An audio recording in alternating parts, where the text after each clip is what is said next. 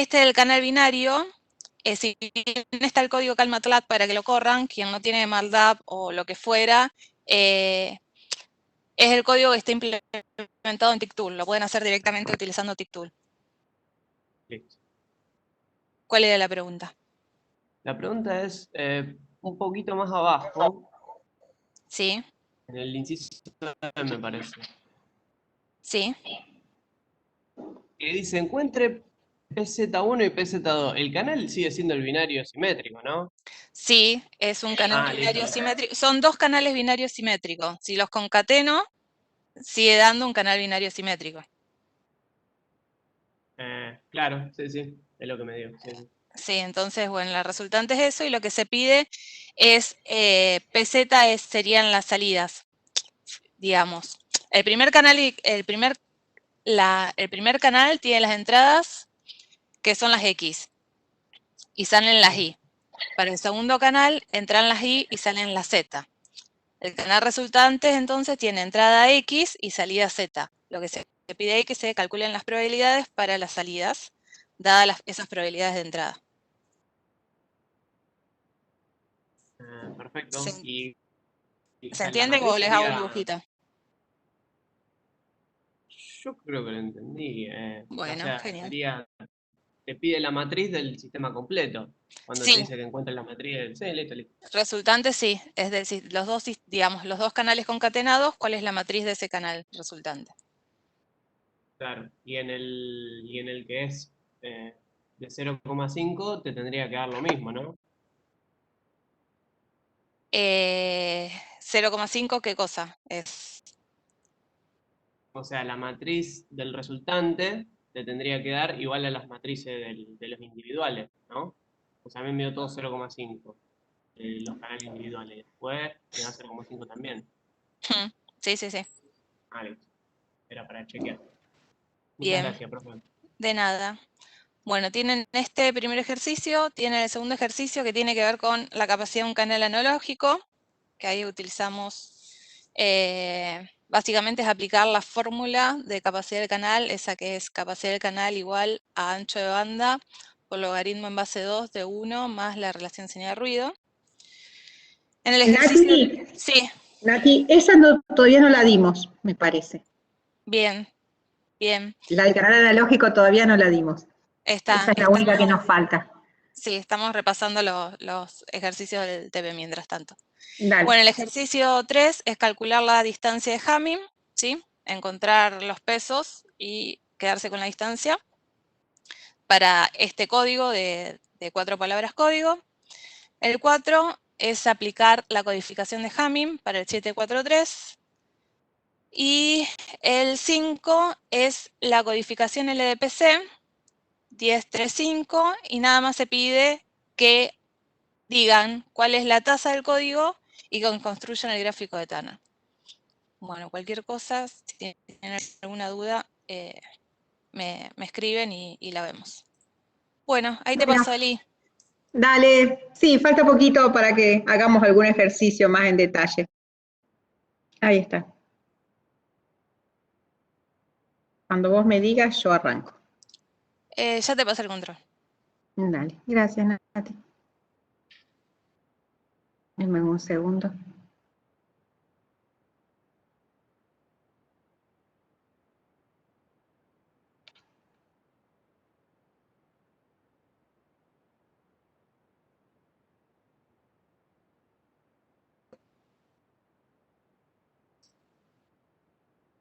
¿Se ve ahí, chicos? Sí. ¿Se ve? Bueno, buenísimo. Bueno, entonces simplemente un repaso de dónde veníamos.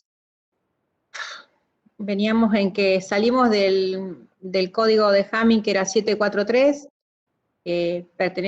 es un código de bloque.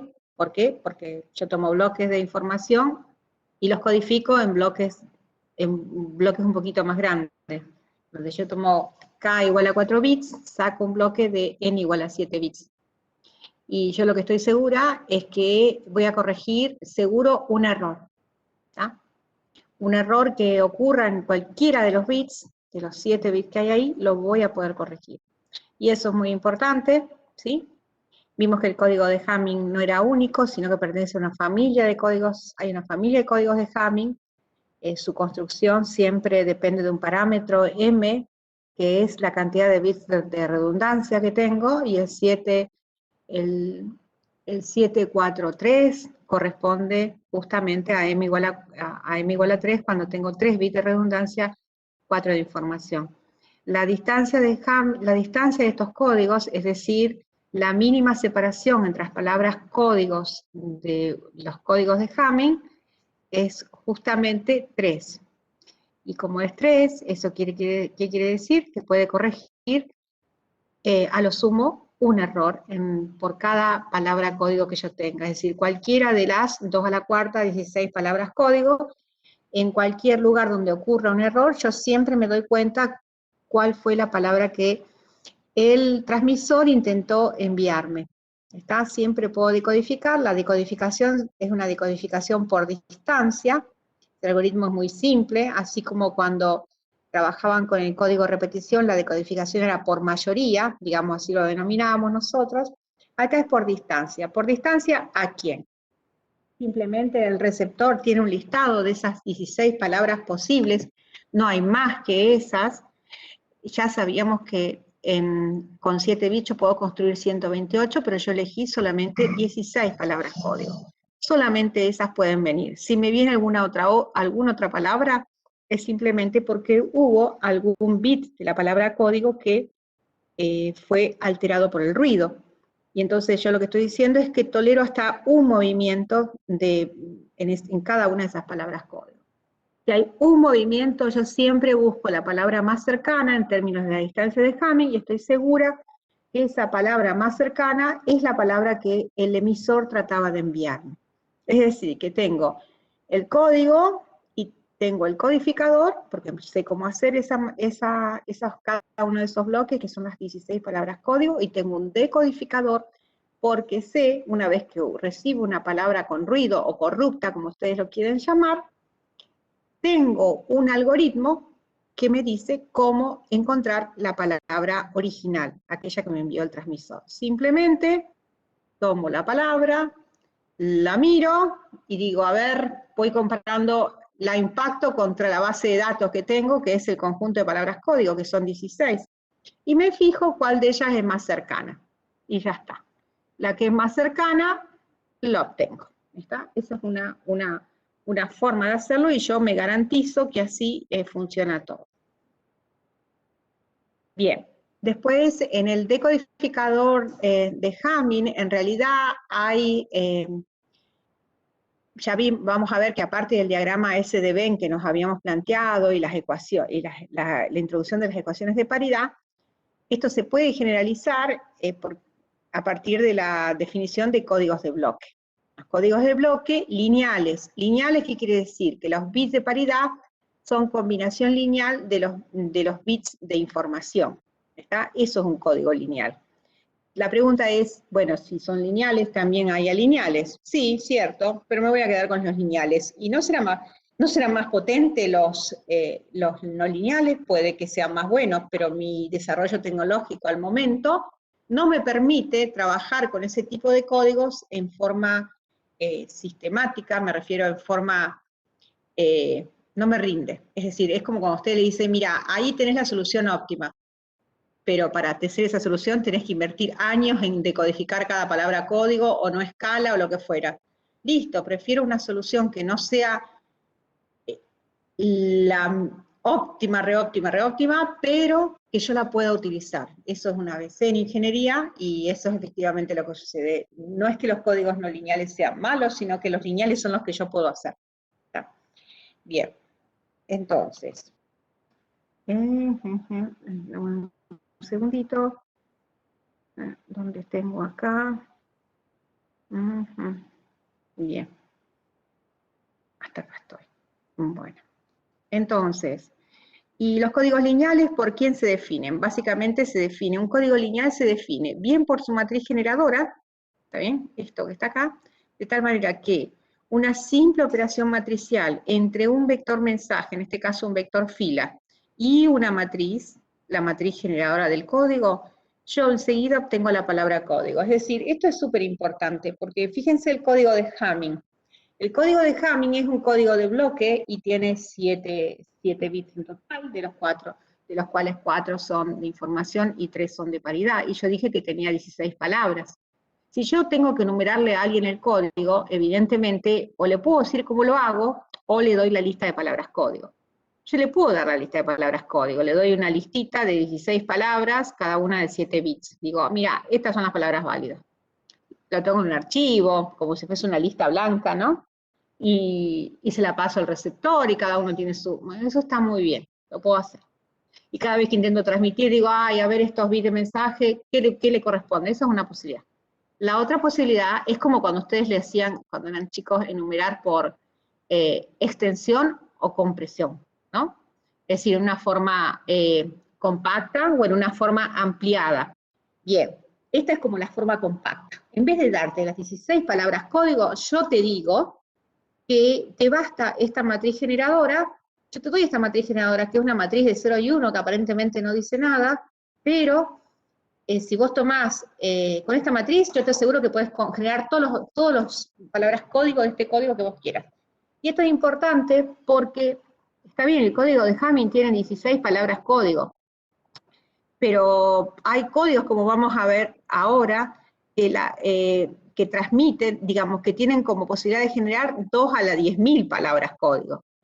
¿Está bien? Y eso es una barbaridad. ¿Cómo le van a dar todas las palabras código como una lista? Es imposible. Sin embargo, basta que yo le dé una matriz de ceros y unos, que encima a veces puede ser muy rala, es decir, la mayoría son ceros, algunas posiciones son 1. Esa matriz se puede guardar en forma muy compacta en memoria, muy compacta, ocupar apenas algunas decenas de bytes, ¿sí? Y con eso ustedes tendrían completamente definido un código que tiene una cantidad de palabras que incluso excede a, no sé, billones de vías lácteas. ¿Está bien?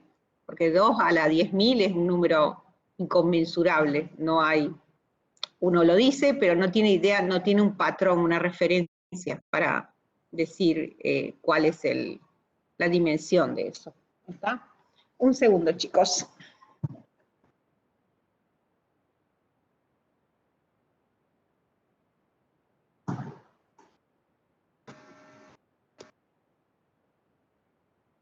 Bien, entonces acá tengo lo que les digo, en vez de dar el listado de las palabras, yo doy la matriz. ¿Y esta matriz de cómo es? Bueno, en el caso del código de Hamming, que tiene 4 bits de información y 7 bits de total, esta sería una matriz de 4 por 7.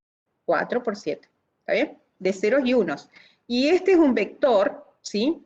Fíjense que para esta operación yo tengo que poner acá esto así, lo tengo que poner como un vector fila, ¿está bien? Este es el mensaje, es un vector fila que tiene justamente una fila por K columnas. Entonces hace que una fila por K columnas, multiplicado por una matriz de K por N, me dé un vector fila de una fila por N columnas, que es la palabra código. Es decir, que yo no tengo más que hacer que reemplazar acá diferentes instancias del mensaje y multiplicar cada mensaje que viene por esta matriz y obtengo una palabra código. Y esta multiplicación matricial, obviamente, está muy buena para que uno la cablee. ¿Está? Y eso es lo que hacen los generadores, el hardware que genera palabra código, en el caso de los códigos de bloque. Eso es interesante porque, digamos, lo pueden generar de manera rápida y también lo pueden generar por software, porque esto no deja de ser una operación matricial, lo pueden hacer en MATLAB si quisieran, o en C. Bueno, entonces después dijimos, bueno, que esta matriz admite un montón es decir, si yo hago un montón de operaciones sobre las matrices, operaciones que ustedes ya aprendieron en álgebra lineal, eso genera matrices equivalentes, por lo tanto códigos equivalentes, ¿sí? Entonces eso de los códigos equivalentes, es decir, bajo la apariencia de diferentes matrices puede haber un mismo código. Es decir, ¿qué significa un mismo código? Y que tiene las mismas propiedades, el mismo conjunto de palabras código, el mismo espectro de palabras, y listo, se acabó. Bien. Los códigos sistemáticos eran códigos particulares en el cual yo identificaba una matriz, acá identidad, Con lo cual, el mensaje aparecía explícitamente en la palabra código. Yo lo miraba y automáticamente veía los bits de mensaje. ¿Es posible que existan códigos que no sean sistemáticos? Sí. ¿Son mejores? No. Son lo mismo, ¿está? Entonces, si son lo mismo, prefiero algo en el que sea sencillo de verlo. Entonces, los códigos sistemáticos. En los códigos sistemáticos, la matriz generadora se compone de una matriz P, ¿sí? Y una matriz de identidad. La matriz P, vamos a ver que tiene a su vez un correlato en otra matriz de los códigos lineales de bloque que es importante, que es la matriz de paridad. Bien, entonces, esta es la denominación, esta es a grosso modo cómo se identifica una matriz generadora y cómo se parte la matriz generadora para que esto genere una matriz de identidad en este punto. Hay que decir que si la matriz generadora no sale de esta manera, ¿sí?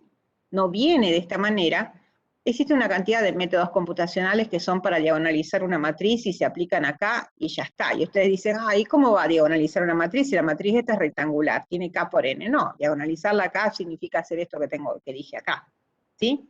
Encontrar un componente diagonal dentro de la propia matriz. Ese componente diagonal puede estar bien al final, como está en esta bibliografía, bien al principio, como está en otra. Es decir, la gente puede escribir los bits de mensaje al final o adelante, da igual.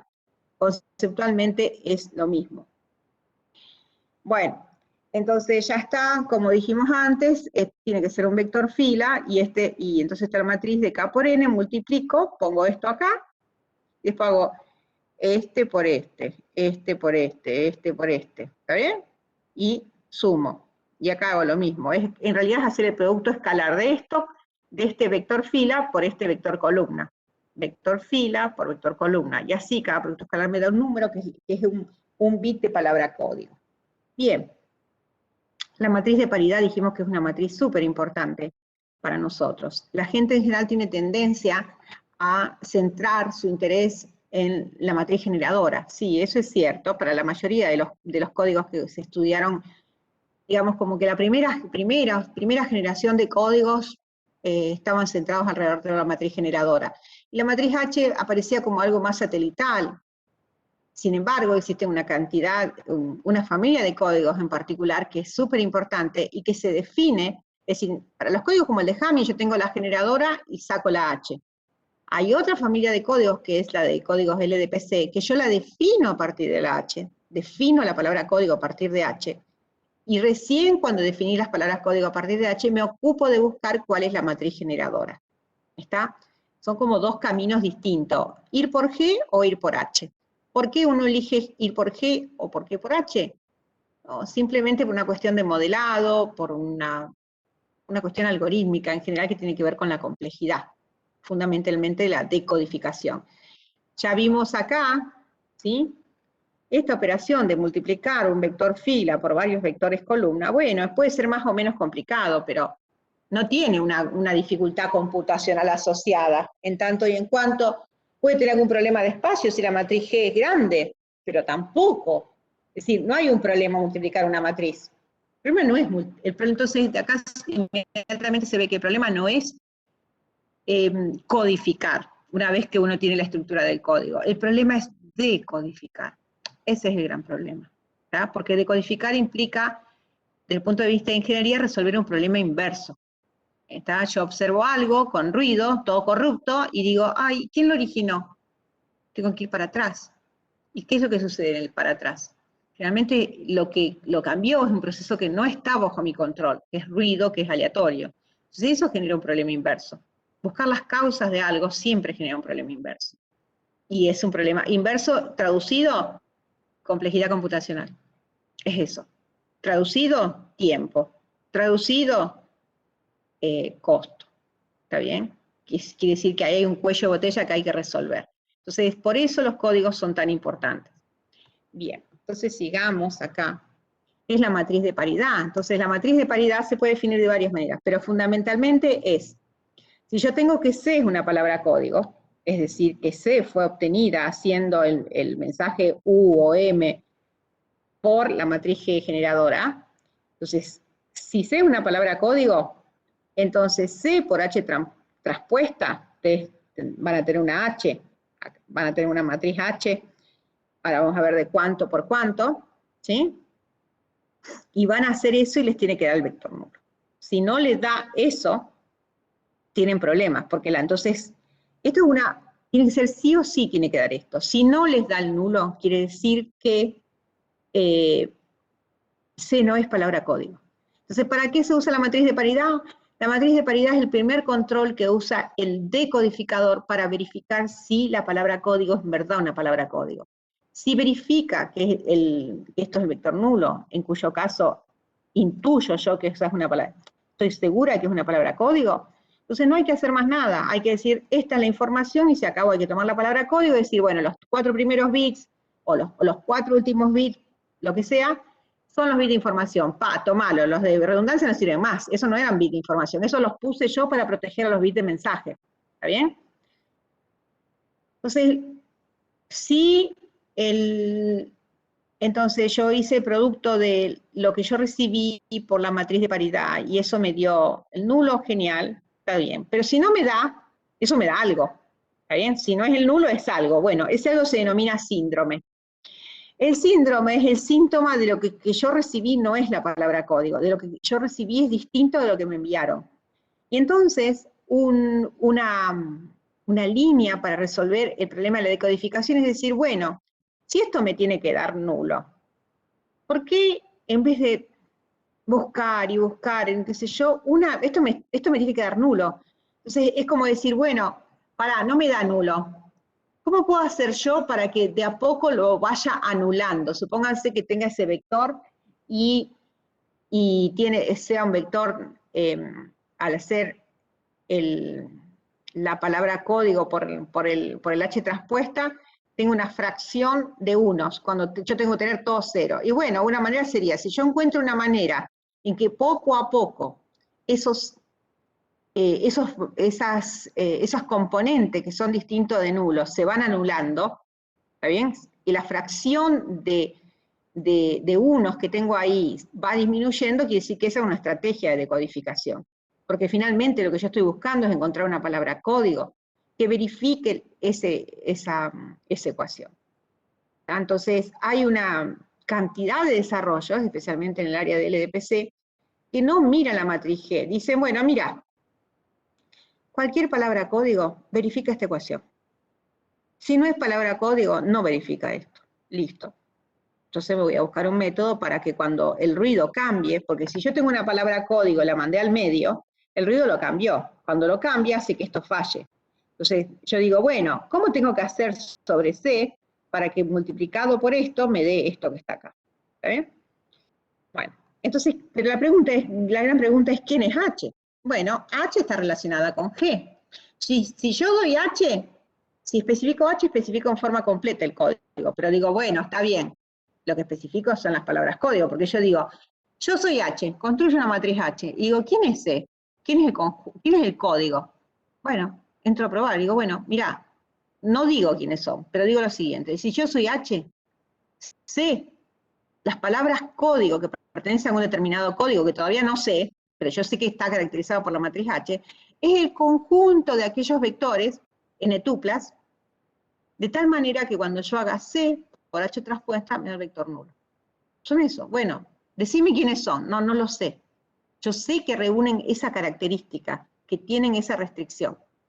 Entonces la pregunta inmediata es, está bien, yo no sé quién es la matriz generadora, pero la puedo sacar. ¿Cómo la puedo sacar? Y bueno, yo ya sé, acá, si C es una palabra código, entonces, ¿qué es lo que quiere decir?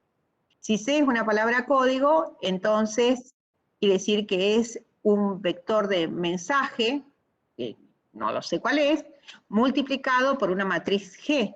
¿Está? Ah, está bien. Y entonces, y eso me tiene que seguir dando el nulo. Y la única manera que me dé el nulo, porque el mensaje no es el nulo en general. Así que la única manera que me den nulo es decir, si yo reemplazo acá, fíjense, que C es M por G, acá lo reemplazo, M por G. Entonces me queda M por G por H transpuesta. ¿Está? igual al nulo. Pero M es distinto del nulo. El mensaje siempre es variable. Entonces, la única manera esta que me lleva al nulo es que esto, lo que queda, que G por H transpuesta, que es esto, sea el nulo. ¿Está bien? No hay manera, sino. Bien. Entonces, acá está la condición. Si yo puedo dar H y en forma implícita definir el código como aquellas todas n tuplas que verifican esta condición. Y al renglón siguiente digo, bueno, está bien, esas son las n tuplas. ¿Puedo tener una matriz generadora? Sí. Esa matriz generadora sale de esta ecuación. Es decir, que si yo tengo H, saco G. Y al revés, si tengo G, puedo sacar H. Y puedo utilizar esa H en decodificación para testear si cada palabra código que llega está o no corrupta. Si está corrupta, cuando yo haga esta verificación, esto me va a dar distinto de nulo. Pero si no está corrupta y, el ruido, y pasó de largo del ruido, es decir, que lo que yo recibo es igual a lo que transmití, que era una palabra código, entonces se cumple esta condición. Bien, entonces es como que hay dos juegos acá. Este es el juego de la G y la H. Yo tengo un mensaje, la paso por el G y tengo una palabra, un code vector o code word o como quieran llamarlo. Y a su vez tengo C, lo paso por H y tiene que dar el vector nulo. Sí, todo está bien, pero ¿qué es lo que sucede? Generalmente lo que llega acá al receptor no es la palabra código, sino que es la palabra código más ruido. ¿Está? Es decir, que está alterado la palabra código por algún bit ha sido cambiado. Luego, eso, como ha sido cambiado, no es una palabra código. Entonces, como no es una palabra código, cuando hago C por H transpuesta, no me da el nulo. Y ahí tengo el signo de alarma de que algo falló, y que tengo que hacer algo más, y que tengo que corregir. ¿Ah? Bien. Entonces, si yo tengo G, la pregunta inmediata es ¿cómo saco H? Lo tengo acá, puedo agarrar el MATLAB, ¿sí? Literal. Tengo G y digo, bueno, quiero H. ¿Lo que necesito de H? Las componentes, que son ceros o unos. Bueno, esta ecuación me plantea tantas ecuaciones con tantas incógnitas como las que necesito automáticamente para determinar las componentes de H. ¿Ya? Lo puedo hacer a mano, lo puedo hacer con MATLAB. Imagínense que hace años no existía eso, había que hacerlo con mucha álgebra al principio. Bueno, entonces dice, para un código sistemático, ¿qué es un código sistemático? Donde están los bits de fuente se ven. ¿Por qué? Porque la matriz generadora admite una forma identidad dentro de sí, que es esta forma, P con la I. Entonces yo dije que H tiene que ser, sí o sí, G por H transpuesta tiene que ser el nulo. Luego a H no le queda más remedio que ser de esta forma. Tiene una forma de identidad al principio, que es esta, ¿está bien? M por M sería N menos K es M, y acá es P transpuesta, ¿sí? Ya saben lo que es transpuesta, todo lo que era una columna pasa a ser fila, ¿está bien? O fila pasa a ser columna, bien. Bueno, entonces acá dijimos que la detección sistemática de errores se basaba en que yo recibía algo del medio y yo lo pasaba por la matriz de paridad transpuesta. Si me daba el nulo, ok, fantástico, no tiene error. Pero en general no me da, y eso se denomina síndrome. El síndrome, como dice acá, ¿está bien? Es un vector de una fila por M, M es la cantidad de bits de paridad, o N menos K, ¿está bien? Componentes, y esto no es un cero en sí, sino que es un vector, por eso digo el nulo. Y esto se denomina síndrome de R. El síndrome de R es justamente, tiene tantas componentes como bits de paridad haya tenido el código original, y uno espera que esas M componentes sean el nulo. Si no lo es, yo ya sé que la R no es una palabra código, y hay que trabajar. ¿Está bien? Por eso dice, si el síndrome no es cero, un error de transmisión tiene que ser declarado. Ok. Lo próximo que vimos es que, así como el código de Hamming se puede explicar, su lógica, se puede explicar por un diagrama de Venn, ¿está? También los códigos de bloque, en general códigos lineales, se pueden graficar mediante lo que se denominan grafos. ¿Qué es un grafo? Bueno, un grafo en general está definido por un conjunto de nodos y arcos que los conectan. Se pueden diferenciar diversos tipos de nodos. En los grafos que vamos a trabajar nosotros son del tipo grafo bipartito. El grafo bipartito es un tipo de grafo en el cual existen dos clases de nodos. Y hay conexiones entre nodos de diferente clase, pero no entre nodos de la misma clase. Pregunta, ¿cuáles son los nodos para graficar mediante un grafo. Fíjense lo que están haciendo. El código de Hamming tiene las ecuaciones de paridad, tiene 3 ecuaciones de paridad. Y lo que yo estoy diciendo, saquémonos esas ecuaciones de paridad. No me interesan las ecuaciones de paridad, tampoco me interesa su forma matricial, quiero un dibujito. Quiero que ese dibujito me diga quién es el código, que me dé la estructura. Y entonces ya acá aparece un modelado como de más alto nivel. Es interesante decir que este tipo de modelado recién vio la luz para el año 1981, si no me acuerdo, u 82. ¿Está? En ese momento, una tesis doctoral de la Universidad de California, creo que era Irving, California Irving, con alguien que se llama Michael Tanner. Michael Tanner hizo su tesis doctoral y dijo, no lo hizo para esto, pero su idea de él era bastante ingenieril. Dijo lo siguiente, ya se había dado cuenta, Michael Tanner no era la luz que fue Gallagher, o que fue Shannon, o que fue muchísima gente. No, pero tuvo una visión absolutamente ingenieril. Dijo, bueno, estamos en un camino, lo que reconoció él fue que estaban en un camino donde, está bien, habían sido establecidas las bases de la teoría de información, todo el mundo ya sabía cómo comprimir la fuente, todo el mundo sabía la existencia de la codificación del canal, todo el mundo estaba medio al tanto de que codificar no era tan difícil, pero que siempre el cuello de botella estaba en la decodificación. Entonces el problema era cómo diseñar buenos algoritmos de decodificación. Por buenos significa que sean computacionalmente aceptables. ¿Está? ¿En función de qué? En función de la longitud del código, de los bits del código. Y eso ya se veía que venía mal. Por otro lado, también lo que se veía era que los mejores códigos existían cuando yo aumentaba la longitud de la palabra código. Piensen en lo siguiente. Piensen si yo les digo, mira, dame 96 palabras código, la longitud te lo dejo a tu criterio. 96 palabras código que disten distancia de Hamming, 11. Distancia de Hamming 11. Para distancia de Hamming 11, por lo menos necesito más que 11, ¿no es cierto? La longitud tiene que ser más que 11. ¿Cómo? Y yo digo, bueno, 11 es como mucho distancia de Hamming 11. Me estás pidiendo 11 para que vos corrijas 5 errores. Por lo menos, 5 errores por bloque es mucho. Pero ya me está diciendo que yo tengo que elegir un código de una longitud bastante grande. Evidentemente el Hamming no me sirve, porque el Hamming corrige 1. Y digo yo, bueno, esas palabras tienen que estar bien separadas entre sí, a menos de que yo no conozca mucha teoría de información. Si alguien me dice que van a venir 5 errores por bloque, yo no puedo dibujar, no puedo aceptar códigos palabras códigos que estén cercanas. Entonces digo lo siguiente, bueno, yo voy a hacer palabras código de 100 bits, pónganle, o no sé, 256 bits. Entonces ahora yo digo, bueno, y yo le pregunto, ¿y cuántos mensajes querés poner? No sé, 64. ¿Está bien? 5 bits. 5 bits, este señor quiere corregir 5 bits, sabiendo que tiene su expectativa de error es 5 por bloque. ¿Cómo hago esto? Y bueno, hay que tener criterio, pero el criterio es bastante simple. Si él quiere corregir 5, necesita distancia de Hamming 11. Distancia de Hamming 11 significa que 2 palabras código distan al menos 11 bits. Quiere decir que la longitud es mínimo 11 bits. ¿Está? Y yo ya sé por diseño que distancia de Hamming 11 es un valor relativamente grande, es muy grande.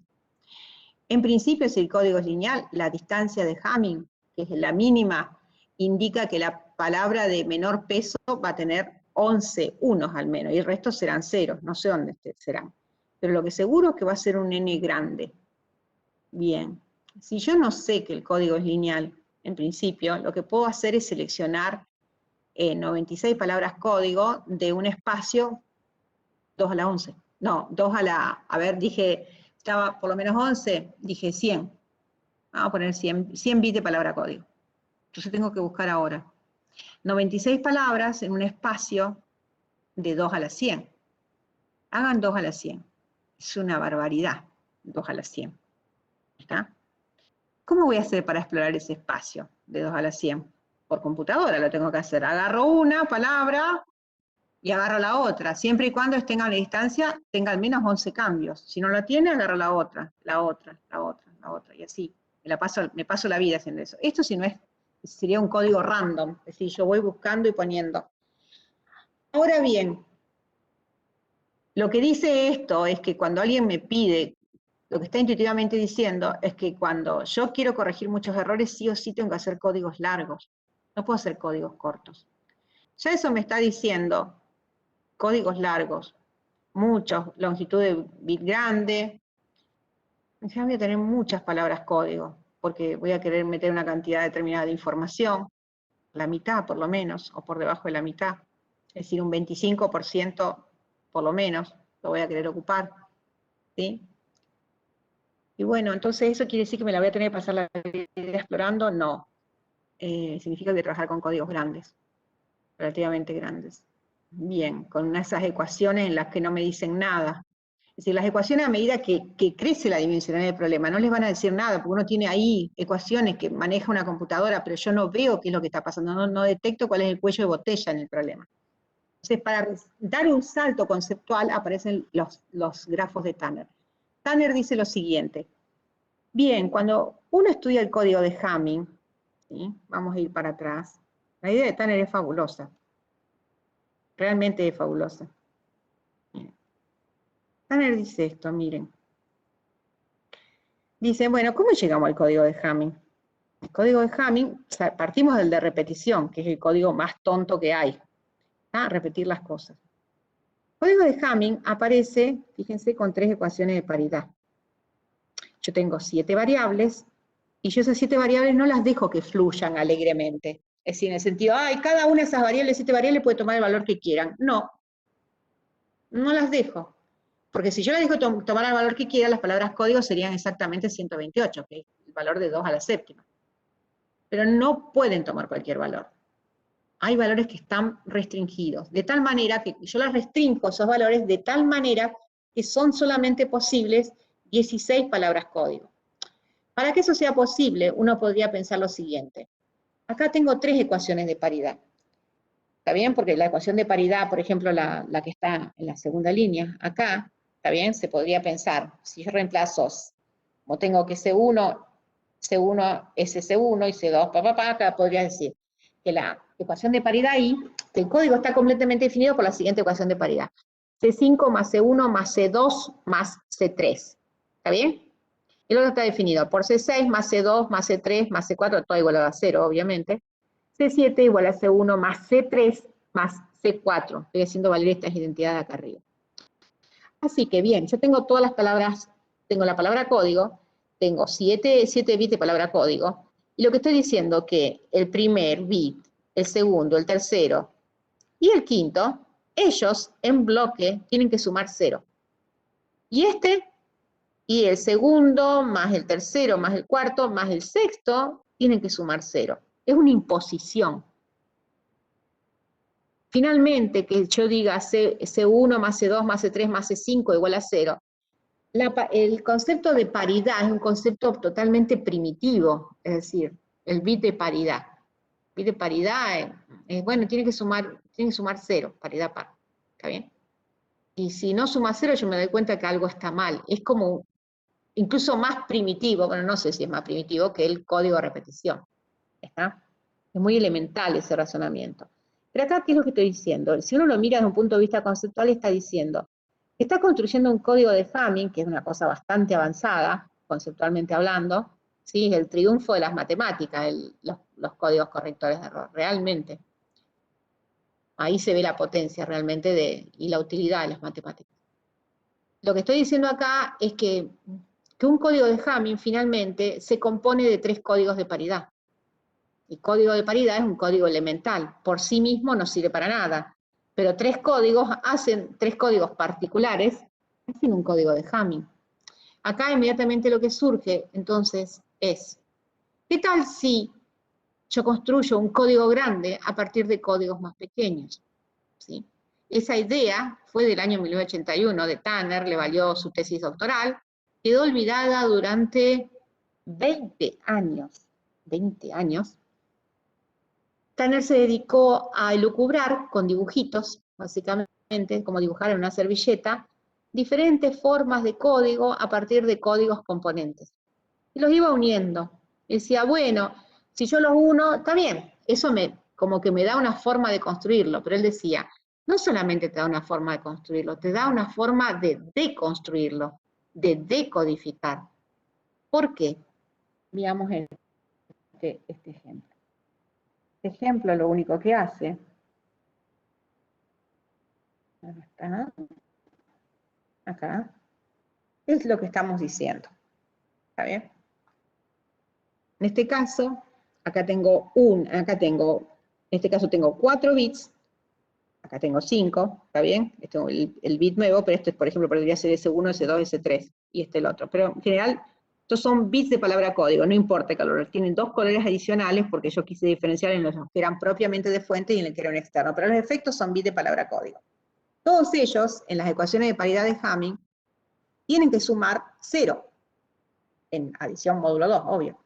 Entonces, gráficamente, ¿cómo se puede mostrar esa restricción? Porque finalmente lo que está ocurriendo es que ellos no pueden tomar cualquier valor. Esos 4 bits no pueden tomar cualquier valor.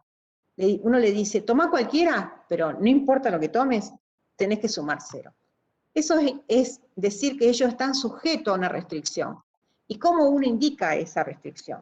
Acá, mediante esto. Introduce otro nodo. Este es un nodo variable y este es un nodo función, se lo llama. ¿Está bien? Esta función, ¿qué es lo que dice? Es una función como de control, ¿sí? Es la función indicadora, la función indicadora vale 1 si la condición se cumple y 0 otherwise, digamos, esa es la definición. 1 si se cumple, ¿qué condición? Que la suma sea 0, es decir, una función indicadora sobre el control de paridad. Si el control de paridad se cumple, ella es 1. Si el control de paridad no se cumple, ella es 0.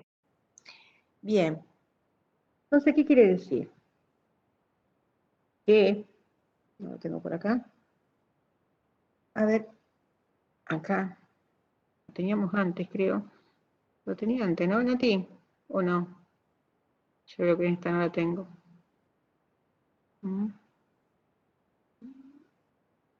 Acá está. Sí. Bueno, entonces el gráfico de Tanner de nuestros bits. Lo que tengo acá son todos los que están en punteaditos, los redonditos, son bits de la palabra código. En algunos casos, yo lo podría pintar de color, pero en general no me interesa distinguirlo. Para mí son 7 bits de palabra código. ¿Está bien? C1, C2, C3, C4, C5, C6, C7. Y cada uno de esos bits, una vez que yo los numero, le pongo un índice para darle un nombre, están sujetos, subconjuntos de esos bits, están sujetos a una restricción de paridad. Así, C5 más S2 más S3 más S4, creo que tiene que ser 0, y así las 3 ecuaciones de paridad. ¿Por qué? Porque el código de Hamming tiene 3 ecuaciones de paridad. Y sí, las tres que básicamente definen los últimos 3 bits de la palabra código. Así que lo que veo yo, que esto que está acá, expresa, este gráfico que ven ahí, expresa lo mismo que expresa esto, a ver, está, que esto, ¿está bien? Expresa lo mismo, ese gráfico expresa lo mismo que esto, y expresa lo mismo que esto, ¿está? Este conjunto que está acá. Son 3 formas de modelar lo mismo. Entonces la pregunta siguiente es, ¿y por qué yo quiero 3 formas distintas? Y porque cada forma me provee un prisma distinto para mirar algo. Es decir, ¿vieron cómo ponen los prismas y ven diferentes colores? Bueno, igual. Cada modelo sirve para resaltar algún aspecto de estos elementos que son los códigos correctores de error. En particular, los gráficos de Tanner sirven para resaltar cómo un código se puede construir a partir de códigos de menor complejidad. Porque las ecuaciones de paridad, cada uno de estos es un código de paridad, si ustedes quieren. También tengo 3. Son los más elementales que tengo. Sin embargo, yo combino códigos débiles que son los de paridad, y saco un código fuerte, como es el de Hamming. Código fuerte en el sentido que es potente, porque yo sé que corrige en cualquier de las 16 palabras código que aparezca un bit de error, listo, corrige. Y sin embargo el de paridad a lo sumo servía para detectar si algo fallaba. O sea, acá hay algo, cuando uno lo ve desde ese punto, que es una visión de alto nivel lo que está bien, lo que está tratando de obtener. Dice, bueno, si resulta que el código de Hamming se le ocurrió a Hamming así, pero el código de Hamming se puede modelar así, como que el código de Hamming en realidad es el resultado de la composición de 3 códigos de paridad que se conectan o interconectan de una manera muy particular, como esta. ¿Qué tienen de particular esta interconexión? Bueno, lo particular que tienen es que, bueno, hay subgrupos de los 7 bits, yo armo subgrupos de 4 bits, y los someto a una ecuación de paridad, que es esta que está en el medio. Esto dice, ustedes tienen que cumplir la ecuación de paridad. No importa los valores que toman, tienen que cumplir la ecuación de paridad. Y hago lo mismo, esta condición la impongo para diferentes subconjuntos. El primer subconjunto que tenía era S1 más S2 más S3 más C5. Entonces ahí digo, C1 más C2 más C3 más C5 igual 0, 1. Pero el segundo que tenía era C6 más C2 más C3 más C4 igual 0. Lo puedo hacer separado. Pero acá hay algo raro. El C2 está participando en 2 ecuaciones de paridad, en la primera y en la segunda. Ajá. Entonces, ¿qué quiere decir?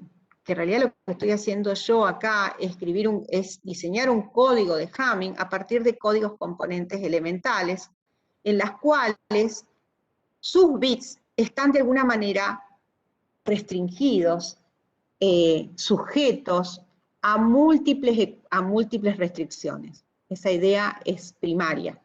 Y entonces uno puede pensar, porque esto después se generaliza, como que estos son como pequeños procesadores. Dice, este tiene que chequear esto. Bien, pero acuérdense que yo dije que era una función indicadora. Función indicadora es 1 o 0. Y la idea que se le ocurrió a Tanner, que fue en realidad la parte más brillante de su desarrollo, aparte del gráfico de Tanner, fue decir, bueno, ¿y qué tal si estas unidades como de control no son como de control? Chequean, está bien, cuando está todo bien te dan un 1 o un 0. Pero ¿qué tal cuando no está bien? ¿Qué tal si se comportaran como compuertas, que dejaran pasar la información, algún tipo de información, y continuamente fueran chequeando hasta que se verificase la ecuación correspondiente? Ajá, si ellas fueran un tipo de procesador, estas que están en gris, ¿qué quiere decir? Que para que la decodificación ocurra, debería ocurrir un flujo de pasaje de mensajes entre los nodos del grafo.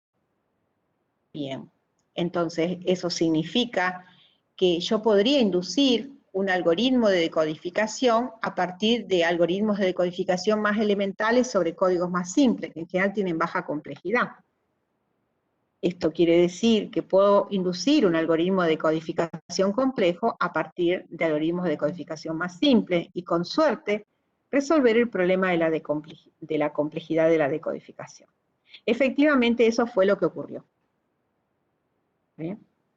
En el año 1960, esta idea primigenia ya había ocurrido. Fíjense que fueron como desarrollos que se dieron a destiempo, e inconexos además, porque el desarrollo original fue del MIT en Estados Unidos, que nunca sé si es la costa, bueno, está para el lado de Nueva York, y el otro está en California, Los Ángeles, es decir, una costa este y costa oeste, dos en general también con mucha competencia académica respecto a los resultados. Bien, entonces, ya para el año 1960 a algunos se le había ocurrido esta idea. No tan gráfica, no tan no sé qué, pero ya estaba.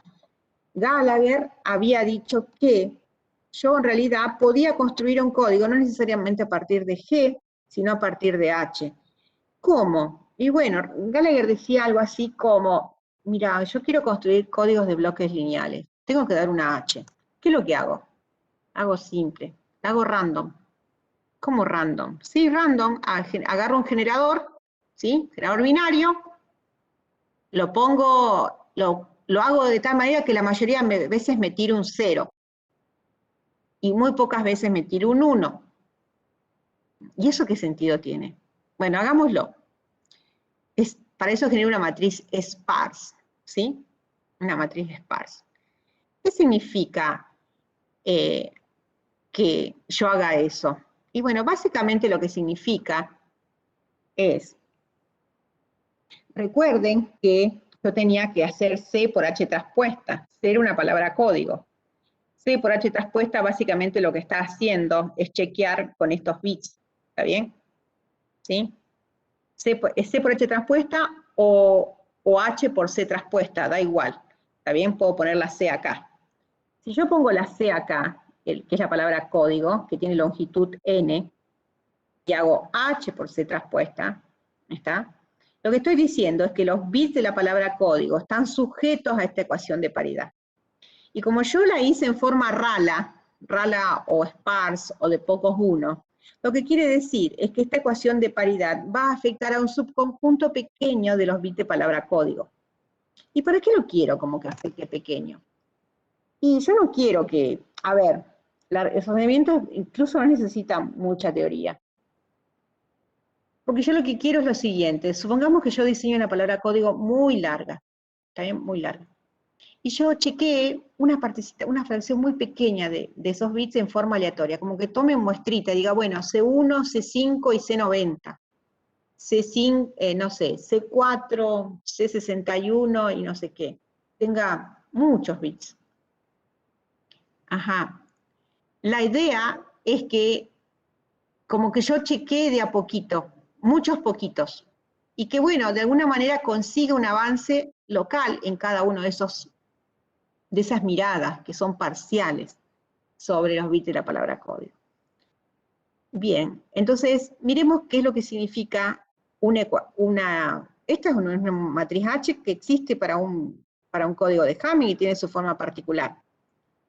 Ahora supongamos que yo hice entonces numéricamente, mediante un programita, hice un generador aleatorio de ceros o unos, lo hice sparse, de tal manera que saque muchos ceros y pocos unos y me llene esa matriz. Así de simple, sin mucha matemática. Pero después yo entienda rápidamente que esos que vi ahí son los coeficientes de una matriz de paridad de un código lineal de bloque. Si eso es así, quiere decir que acá tengo 3, 6, 8 bits. ¿Está bien? Acá lo número de 0 hasta 7 tengo 8 bits. ¿Por qué? Porque la dimensión de la matriz H, la cantidad de columnas da la longitud del código y la cantidad de filas da la cantidad de bits de paridad que yo introduje. Los bits de paridad, recuerdan por el caso de Hamming, básicamente implica que yo tengo una restricción de paridad, una función que restringe a los bits. ¿Cuántas funciones voy a tener? 4, porque hay 4 columnas. Las pongo por acá. Recuerden que los bits funcionan como variables, como un tipo de nodo variable, en el grafo en cuestión, bipartito, y este es otro tipo de nodo, y para distinguirlo de este tipo de nodo, mientras que estos son simplemente variables que guardan valores, estas son simplemente funciones que chequean cosas. ¿Está? Entonces los distingo con un cuadradito. Y ahora digo, bueno, esta que está acá, esta primera, esta función indicadora, ¿a quién chequea? A ver si los bits se enumeran de 0 hasta 7, chequea al bit 1, al 3, al 4 y al 7. Al bit 1, ¿al cuál era? C0, C1, C2, C3, al 1, al 3, al 4 y el 7. El 7, ahí está. Entonces fíjense que este que está acá chequea esto, ¿lo ven? Como lo chequea, yo lo conecto. ¿Se entiende hasta ahí? Después digo, esta que está acá, ¿a quién chequea? A ver, esta chequea al primero, al segundo, al tercero. C1, C2, C3, ¿está bien? Y chequea también a este que está acá. Y así lo hago, ¿está? Completo. Y digo, ¿y esto? Y esto es un código lineal de bloque. ¿Es código lineal de bloque? Sí, porque todas las palabras código verifican que H por C traspuesta es igual nulo, o C por H traspuesta igual nulo, da igual. ¿Sí? Y en forma gráfica, ¿cuál es la estructura de este código? Esta que está ahí. Ajá. ¿Qué es lo que sucede cuando hay ruido? Cuando hay ruido, lo que sucede es que estos bits que están acá, yo no los veo, ¿está? Y lo que sucede, pues lo vamos a graficar, es que en realidad estos bits me están vedados. En presencia de ruido yo esto no lo veo, y lo que veo son como réplicas ruidosas de ellos. Acá veo R0, R1, R2, R3, R7, y la relación entre cada bit y su observador, su observancia, digamos, la variable observada, tiene que ver con el ruido. ¿Cuál es el gap que hay entre el bit recibido y el bit real?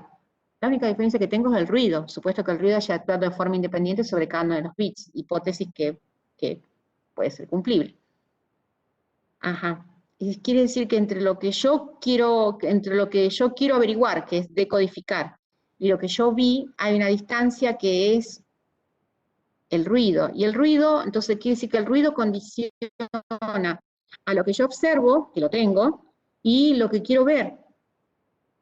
Así que acá es como que tendría esta fila copiada, pero en realidad con variables observables, estas escondidas, y entre este y este tengo una restricción que es estadística, que tiene que ver con el ruido. Y entonces, ¿qué dije yo? Yo dije que todas las funciones podrían ser como nodos que computen cosas, ¿sí? Esta podría ser, acá tendría un correspondiente lista de nodos que computen cosas, y bueno, yo podría hacer fluir como mensajes entre todos estos, pim, pim, pim, mensajes acerca, bueno, vamos a suponer que diga, bueno, yo observé esto, ¿y cuál es la configuración más probable para esto, siendo que yo observé esto? ¿Está bien? Esa es lo que se denomina una estimación, MAP, máximo a posteriori. ¿Cuál es lo más probable para esto, dado que yo recibí tal cosa? Bueno, lo que podría hacer es lo siguiente, empiezo a darle configuraciones a esto. Digo, bueno, tiremos, ¿cómo le doy una configuración? Bueno, en principio, a partir de lo que recibí, podría decir, en función del estado de la probabilidad que hay entre este y este, por ejemplo, el conocimiento del canal, yo podría decir si lo que recibí tiene alguna posibilidad de que esto vaya acá y satisfaga estas ecuaciones. Lo que sucede es que, no vamos a decir cómo, pero se llama un mecanismo de pasaje de mensajes. Esto es un factografo, un grafo-factor. Un grafo-factor factoriza, si ustedes quieren, las ecuaciones de paridad de los códigos de bloque y los explicita mediante un grafo que tiene variables de dos tipos, nodos variables que guardan los bits de palabra código y nodos función que guardan las restricciones, funciones indicadoras, como en este caso de las bits de paridad, o funciones de distribución de probabilidad que dan la distancia entre lo que recibí y lo que tengo que averiguar. Una vez que yo tengo el grafo directamente, un grafo bipartito de este tipo, un factograph, se dice que la forma más simple de entenderlo sería que induce naturalmente un mecanismo de pasaje de mensajes que finalmente permite decodificar. Entonces dicen ustedes, ¿qué significa mecanismo de pasaje de mensajes? Significa que todo el mundo se va a comunicar las cosas. ¿A través de quién? De estos nodos. Tengo por acá y eventualmente estos nodos que tengo por acá. Se van a comunicar cosas, van a empezar a trasladar mensajes hasta que encuentren una configuración válida. ¿Y qué es una configuración válida? Es aquella configuración que hace que todas estas funciones tomen el valor adecuado, que se cumplan, que valgan 1. ¿Está? Mientras eso no se cumpla, todas estas van a seguir intercambiando mensajes hasta que lo encuentren. Se puede demostrar, no lo vamos a hacer, está la tesis doctoral de Gallagher del 60 y la tesis doctoral y el postdoc de McKay del año 1997. Se lo hizo en Caltech. Se puede demostrar que si esta matriz es sparse, es decir, que tiene pocos unos, y verifica una cierta condición de regularidad. ¿Cuál es la condición de regularidad? Es como una condición de simetría. La pregunta es, ¿cómo se les ocurrió? Creo que es intuición también, pero bueno, se puede demostrar también. Que tiene que haber el número de unos de todas las filas tiene que ser más o menos regular, lo mismo que el número de columnas. El número de unos por columna. Fíjense que acá tengo 4, acá tengo 4, acá tengo 4 y acá tengo 4. ¿Esto qué significa? Que la primera ecuación de paridad chequea 4 bits de los 8. Esta también, es decir, todas son iguales, en el sentido de que todas tienen el mismo peso, la misma complejidad. No hay una que pesa más que la otra. Lo cual parece razonable a la vista de un futuro pasaje de mensajes para decodificar. Esa es la primera condición. Es decir, número de unos por fila igual. Y ahora está el número de columnas, el 1 por columna. ¿Qué significa esto? Que haya Esto es lo que significa, esto es para el bit 1, ¿está bien? El bit 2 o el C0, lo que sea. El número de unos por columna indica el número de ecuaciones de paridad que actúan sobre el bit en cuestión. Por ejemplo, para este bit C0 actúan dos ecuaciones de paridad. Esta, la de la segunda fila, y la de la cuarta fila. Efectivamente, C0 es chequeada por esta y chequeada por esta, simultáneamente. El bit 1, es chequeado por esta ecuación, por dos ecuaciones de paridad, la primera y la segunda. El bit 1 es chequeado por esta y por esta. Entonces, lo que hacen acá es decir ustedes, bueno, este código, andá a saber lo que es, pero lo que estoy segura, este código se compone de 4 códigos de paridad elementales, con una matriz de conectividad que está dada por esta.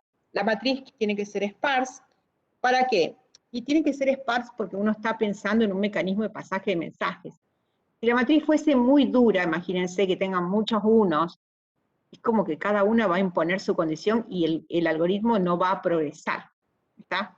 Es un mecanismo de codificación iterativa y quizás el logro de la ingeniería, no sé, más relevante de los últimos 20 años en codificación.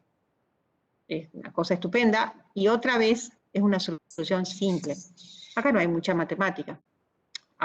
Hay un montón de matemáticas, pero lo más importante es que se puede explicar casi sin matemática.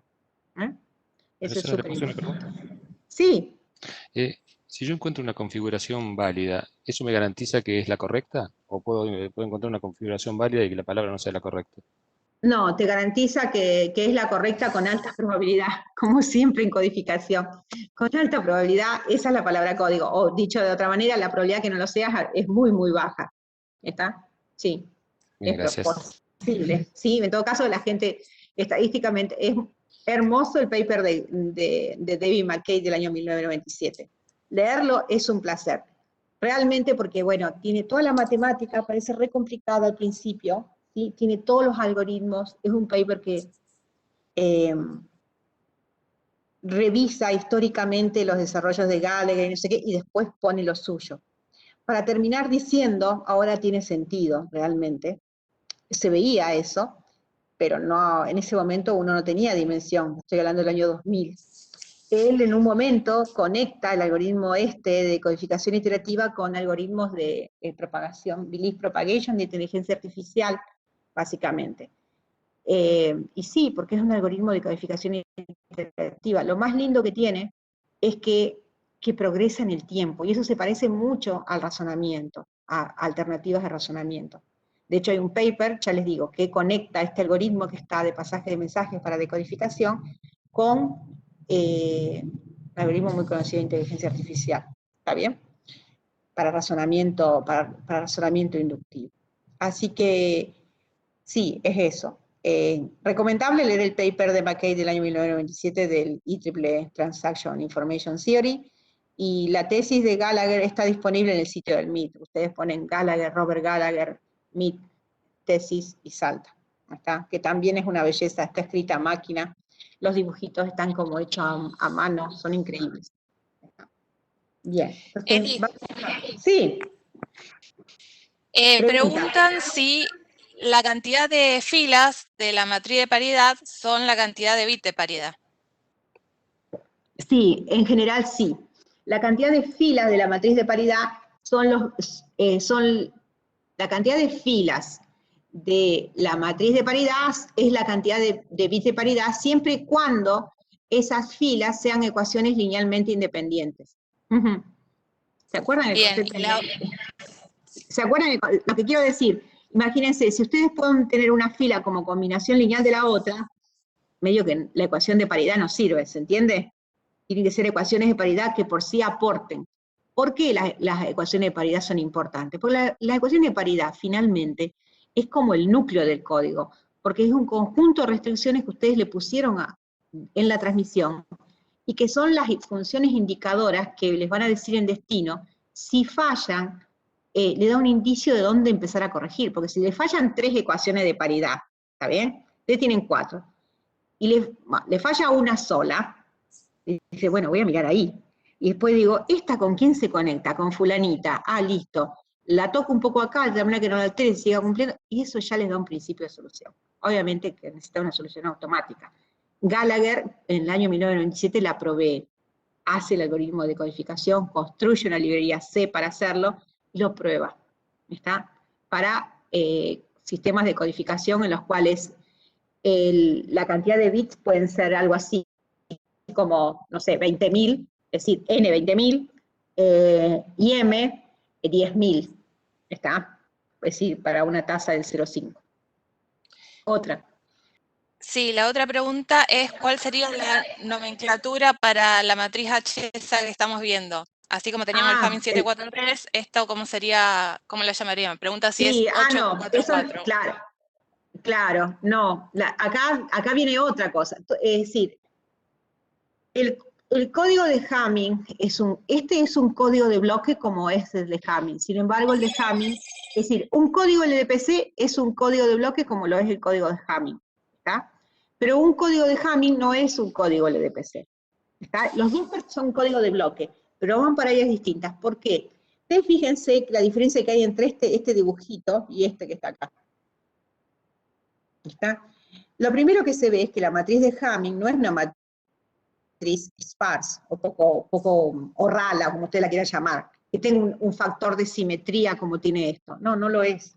¿Está? Y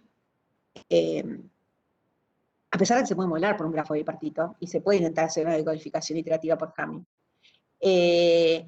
Pero lo más importante de todo es que en ambos son códigos de bloque, por lo tanto en ambos hay una matriz de paridad, en ambos se verifica lo del síndrome, en ambos tienen matriz generadora, todo eso vale igual.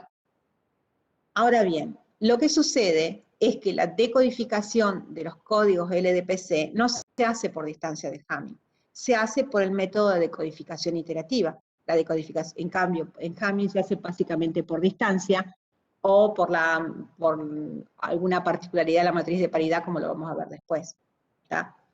Entonces, acá, imagínense, para usted tener la distancia de Hamming de un código, ¿sí? Tienen que enumerar todas las palabras código en principio y calcular la distancia mínima. Bueno, en Hamming no hay problema porque tienen 2 a la cuarta, 16 palabras. Pero imagínense acá que tienen, transmiten 20.000, de los cuales 5.000 son de información y 5.000, 20.000 de los cuales 10.000 son de información y 10.000 son de paridad. Díganme ustedes cómo van a enumerar 2 a la 10.000 y calcular la distancia de Hamming entre esas palabras. Debe haber, no sé, tengo que buscar, tengo un sitio que a mí me encanta que es, pongo los números 2 a la A, no sé cuánto, y me dice tantas estrellas la Vía Láctea, ¿saben? No, cuantifico así la complejidad. Bueno, es de ese orden, una cosa que no se puede pensar. Nos pasaríamos la vida tratando de, no nos alcanzaría, creo que no alcanzaría la existencia de la humanidad, para tirar todas esas palabras y calcular todas las distancias, computacionalmente hablando me refiero. ¿Qué quiere decir? Que yo no puedo conocer la distancia. Yo intuyo que esa distancia es relativamente alta, pero no puedo decir en principio que cuál es la distancia, ni voy a decodificar por distancia. Y lo mejor que me puede ocurrir es que no decodifique por distancia, porque si yo tuviese que codificar por distancia, tendría que agarrar mi palabra código y hacer un barrido contra todas las palabras código, que ya dije que eran como no sé cuántas estrellas en tantos millones de Vía Láctea, ¿sí? Eso me llevaría la vida, es decir, no puedo enumerar la cantidad de palabras, y por lo tanto, como no las puedo enumerar, no puedo calcular explícitamente la distancia de Hamming, y como no puedo calcular la distancia de Hamming, no puedo agarrar cada vez que me viene una palabra, ir contra mi lista de palabras código y decir cuál está más cercana. Y tampoco puedo diseñar, tampoco puedo decir explícitamente cuántos errores va a corregir por cada bloque. Tengo que aceptar, de alguna manera, algunos indicios que me dicen que esto va a funcionar bien. Los primeros indicios se tuvieron por simulación. Cuando uno hacía simulación y hacía códigos LDPC, es decir, con matrices de este tipo, construidas así, le doy al random, sparse, lleno la matriz con muchos ceros y algunos unitos por ahí dando vuelta, con alguna condición de simetría, mismo número unos de filas que en todas las filas, y un número de unos por columna también regular, ¿está? Se hacían simulaciones, es decir, yo agarraba y ponía mensajes, lo pasaba por esta matriz, los mensajes en cuestión, y ponía ruido y me fijaba si el algoritmo funcionaba. Y decía, bueno, yo transmití 1 millón de palabras, que yo las conozco, obvio, le ponía el ruido, hacía todo el mecanismo y yo me fijaba al final cuántas tenía con error. Eso me da, puse tantas, y tantas quedaron con error, eso me da la probabilidad de error, listo, se acabó. Y esa probabilidad va muy, muy baja para valores crecientes del nivel de ruido. Por ejemplo, para hablar del P binario, del canal, el valor de P del canal binario simétrico. Entonces, la conclusión de todo esto es que para los códigos LDPC, lo único que tengo que decir yo es la dimensión de la matriz H. Tengo que decir cuál es la cantidad de columnas que tiene, que me da la longitud de la palabra código, cuál es la cantidad de filas que tiene, que me da la cantidad de bits de paridad, y tengo que decir también, puedo decir en realidad, que la cantidad de bits de información que tengo, y por lo tanto la tasa del código, ahí a partir de ahí puedo inferir, digo, bueno, si la longitud es n, la cantidad de bits de paridad es m, quiere decir la cantidad de bits de fuente es k, que es n menos m, quiere decir que la tasa de transmisión de este código es k sobre n, ¿verdad? Esa es la cuestión.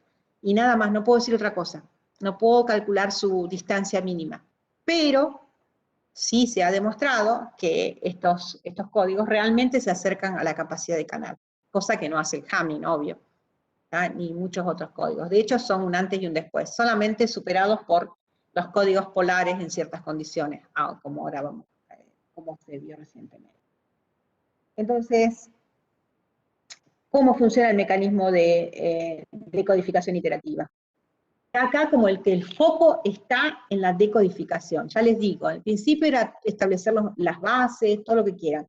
Pero pronto la gente se dio cuenta, a partir del año 70, 80, que el problema estaba en la decodificación. ¿Tá? Bueno, entonces esa identificación de un problema y la búsqueda de soluciones para este desarrollo de los códigos LDPC. Bueno, entonces el algoritmo es de codificación iterativa. Yo tengo esto que tengo acá, ¿sí?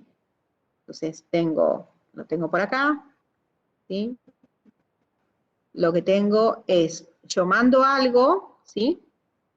Tengo la información y acá tengo los bits de paridad. Digamos, esto como lo que hicimos la otra vez, ¿sí? Agarro un bloquecito de bits de información y pongo acá el correspondiente de paridad. Información, paridad. Y así genero este engendro que tengo por acá.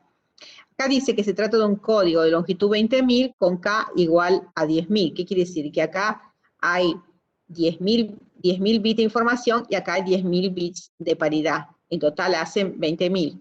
Ok. Así que ahora digo lo siguiente. Cuando yo recibo esto, lo voy a recibir acá, ¿sí? Yo recibo esto. Entonces, la decodificación iterativa va a poner a andar los mensajes. Va a poner a decir, bueno, ustedes todos entren a intercambiar mensajes, ¿sí? Hasta que esta ecuación de paridad se satisfaga. Cuando se satisface, lo que tengo acá es la solución. Se le dan vuelta, le dan rosca. ¿Cuál es el número de codificaciones iterativas? Bueno, en general está en el orden de las pocas, decenas, 50 por ahí como máximo. Obviamente, a medida que yo le doy una más rosca al decodificador, el sistema gana en convergencia. Si no hay mucho ruido, el sistema converge rápidamente. Cambio, a medida que aumenta el ruido, tarda más en hacer convergencia a algo. Y esto es una expresión más de eso, de que si hay verdad, yo tengo un algoritmo, si hay verdad, va a salir a la luz. Y es así, literal.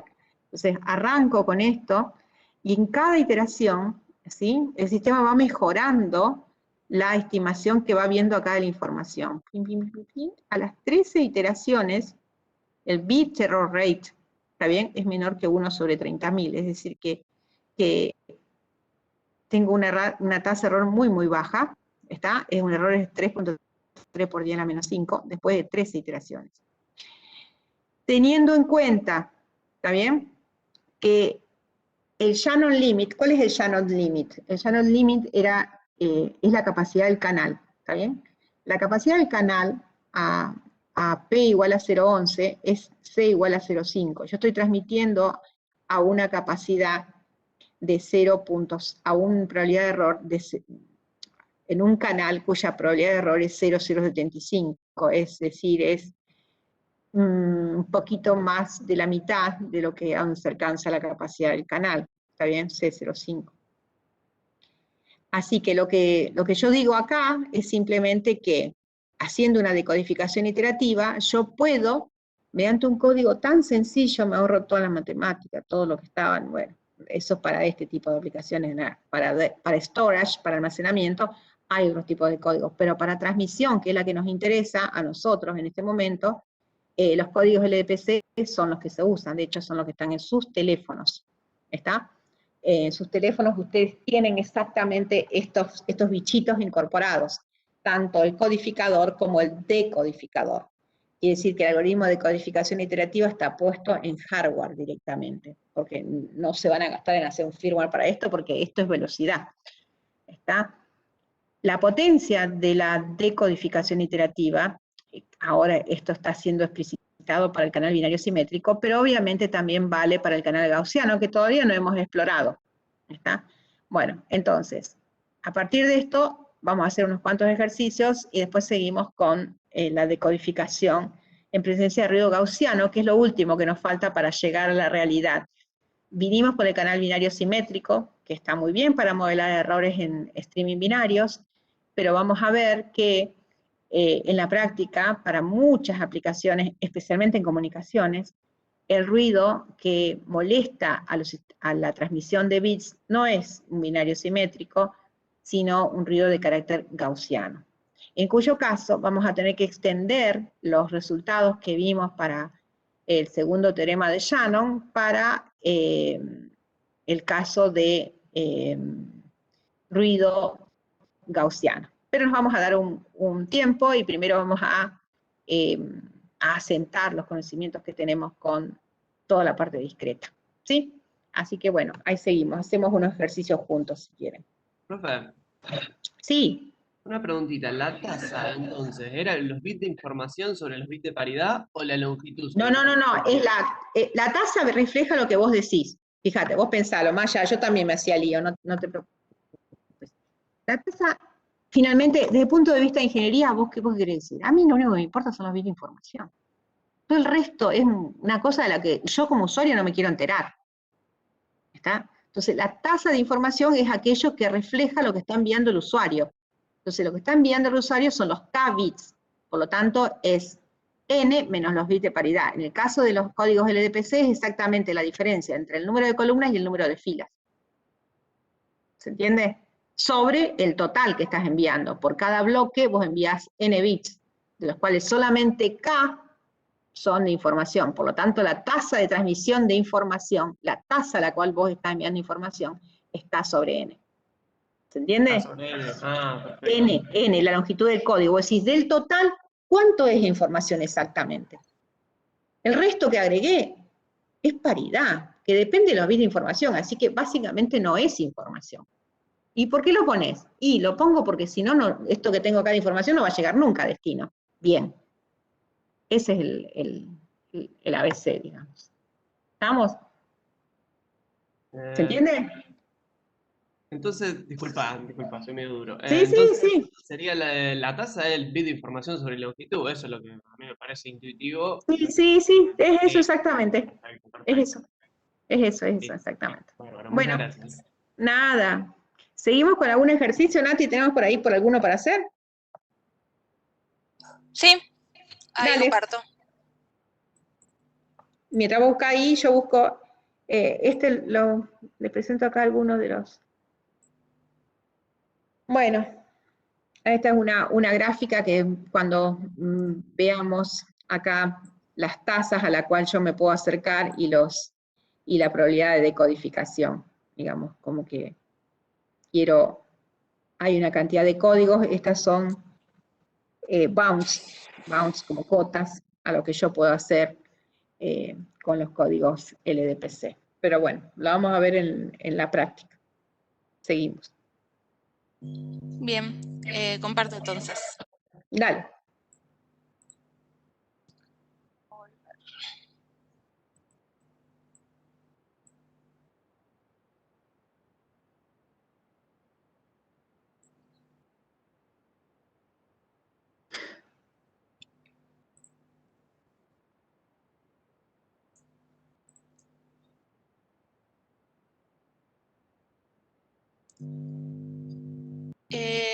Bueno, ahí están viendo mi pantalla, ¿no?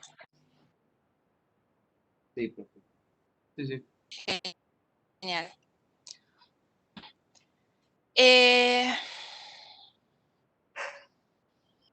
Vamos a hacer un ejercicio.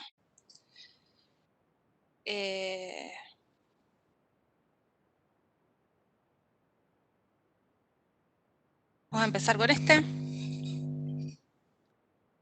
Sí. Bueno, tenemos un código C que tiene 3 bits de información, ¿sí? Y se quiere crear, digamos, las palabras códigos de ese código C son de 6 bits, ¿sí? Entonces, bueno, dice el enunciado que las palabras de ese código, las palabras código de ese código, están definidas de la siguiente forma, ¿sí? El bit de información 1 representa la variable x1 de la x1 de la palabra código. El bit de información 2 es el bit 2 de mi palabra código, el bit 3 de mi mensaje es el bit 3 de la palabra código, y dice que para el bit 4 de la palabra código lo voy a codificar de la siguiente manera. Lo voy a poner en 0 si mis bits de información I1 e I2 son iguales, y si no, lo voy a poner en 1. Y también me dice, otra restricción, es que el bit 5 de esa palabra código lo voy a setear en 0 si el bit 2 y el bit 3 de mi mensaje coinciden, si no, lo voy a setear en 1. Y el bit 6 de mi palabra código lo voy a configurar en 0 si el bit 1 y el bit 3 de mi mensaje son iguales, si no, lo voy a poner en 1. Entonces el enunciado me dice que muestre que C es un código corrector de un error y su tasa de transferencia es 0,5. Bien, ¿cómo les parece que podemos demostrar lo que nos están pidiendo?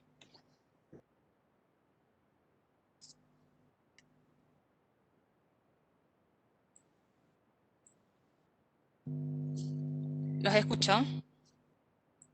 Sí, la tasa de transferencia es fácil porque hay 3 bits de información y 3 bits de paridad, por eso 0,5. Está bien, acabamos de decir que la tasa de información es igual a K sobre N, ¿verdad? ¿Sí? Y K son 3 y N es 6. ¿Estamos de acuerdo? Sí, Y esto es igual a 0,5. ¿Estamos todos de acuerdo? Sí. Bien.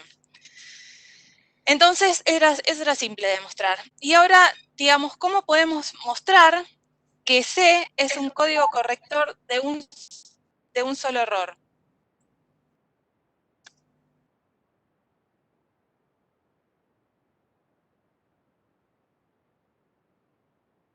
¿Qué nos definía? Digamos, esto es un código de bloque, ¿sí? Y habíamos visto que había una distancia, digamos que el número de errores estaba relacionado con la distancia mínima de un código. ¿Recuerdan? y tenemos que buscar la distancia mínima de Hamming. Tenemos que buscar la distancia mínima de Hamming para este código en particular. ¿Cómo la encontraríamos? ¿Cómo haríamos para buscarla?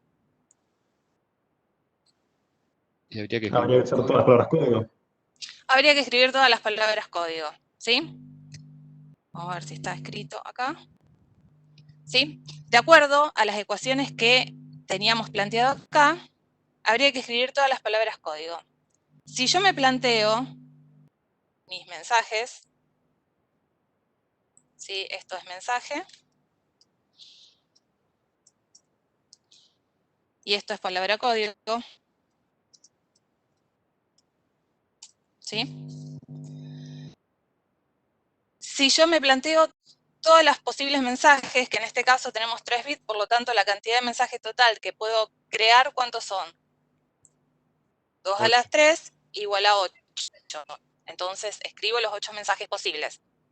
Y en base a las ecuaciones que acabamos de definir, creo las palabras código, ¿sí? Por ejemplo, el enunciado que nos decía, que por ejemplo, si el bit 4, digamos, el bit 1, 2 y 3 de la palabra código se correspondían con los bits 1, 2 y 3 de los bits del mensaje, ¿sí? Entonces sabemos que la primera parte de la palabra código va a ser el mensaje. Pero teníamos restricciones o definidas ciertas especificaciones para los 3 bits que tienen que ver con los bits de paridad, ¿sí? Que nos decía, por ejemplo, que el bit 4 iba a ser 0 si el bit 1 y el 2 del mensaje eran iguales. En este caso son iguales, por lo tanto acá pongo un 0. Después nos decía que el bit 1, si el bit 2 y el 3 eran iguales, iba a haber un 0 en este lugar, si no iba un 1, y lo mismo si el bit 1 y 3 eran iguales, en este caso iba a ir 0, si eran distintos iba a ir un 1. Entonces de esa forma vamos creando todas las palabras código para nuestros mensajes, ¿sí? ¿Vamos hasta ahí? ¿Sí? Sí, y Bueno, profe, entonces, perdón, sí. en el mensaje 4 y 5 ¿no estarían al revés las palabras código? Porque fíjate el mensaje del 011 Sí, corre. sí, sí, sí. Ah, Están al listo, revés, listo. sí. Está. Hay que ver si la última parte, esto es 0 y están mal escritas también. Ah, no, está. Bueno, sí, habría que ver, bien. Pero, bien. ¿Cómo harían para llegar a la distancia mínima de este código? ¿Cómo obtendrían la distancia mínima de este código? Busco el peso de cada palabra, código. Buscan el peso de cada palabra código. ¿Y cuál es el peso?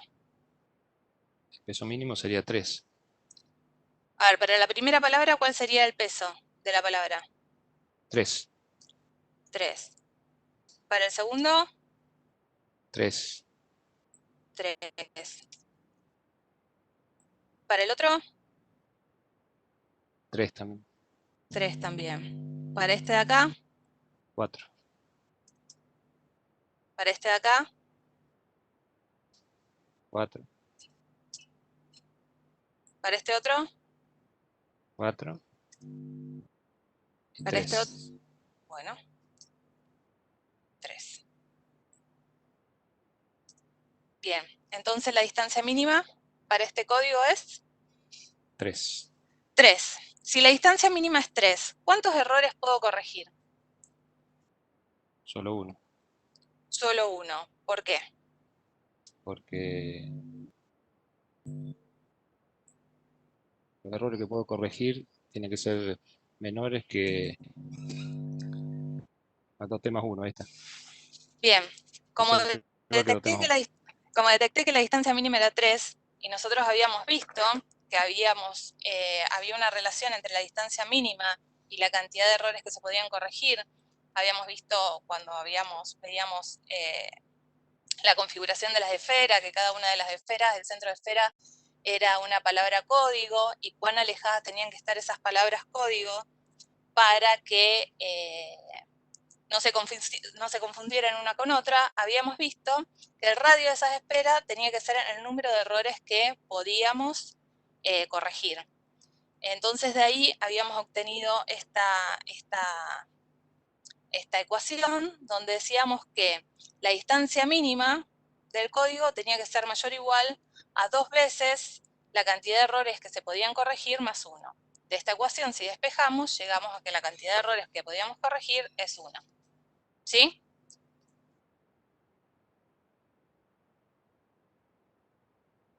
¿Vamos bien? Sí, sí. Genial. Bien, bueno, y la tasa que ya la habíamos calculado. Acá, en este otro ejercicio, tenemos un código de bloque también. Estamos trabajando con códigos de bloque, códigos de bloques lineales, donde lo que se da es la matriz generadora para ese código. Y nos piden que, usando operaciones matriciales elementales, llevemos la matriz G generadora, que está ahí expresada, a su forma sistemática. Y nos dicen que digamos cuál es la tasa del código. Bien, tenemos la matriz generadora ahí. ¿La ven? ¿Qué quería decir expresar la matriz generadora en su forma sistemática?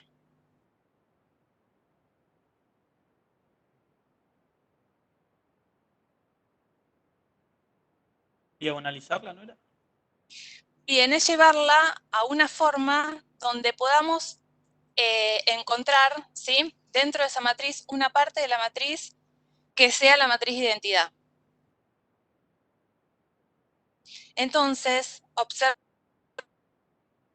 esta matriz G generadora que tenemos acá, ¿qué operaciones creen que deberíamos hacer para llevar esta matriz a su forma sistemática? En este caso, queremos expresar su forma sistemática de la forma de la matriz de identidad del lado izquierdo y la matriz P de paridad del lado derecho. ¿Cómo deberíamos hacer? Restarle a la fila 1 a la fila 2. Bien, restarle o sumarle, porque el módulo 2 es lo mismo, la fila 1 a la fila 2, ¿sí? Haciendo operaciones entre filas de la matriz, ¿sí? Podemos llegar a la matriz resultante G en su forma sistemática. Entonces, vamos a escribir.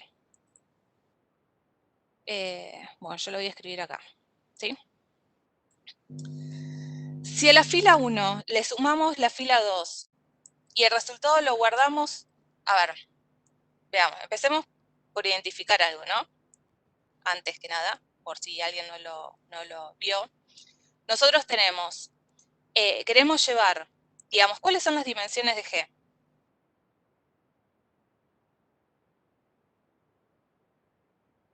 G era la matriz generadora, ¿sí? La matriz generadora era la que me iba a permitir obtener las palabras códigos. Para obtener las palabras código, yo tenía que multiplicar mis mensajes por la matriz generadora, ¿sí? ¿Estamos de acuerdo? Sí.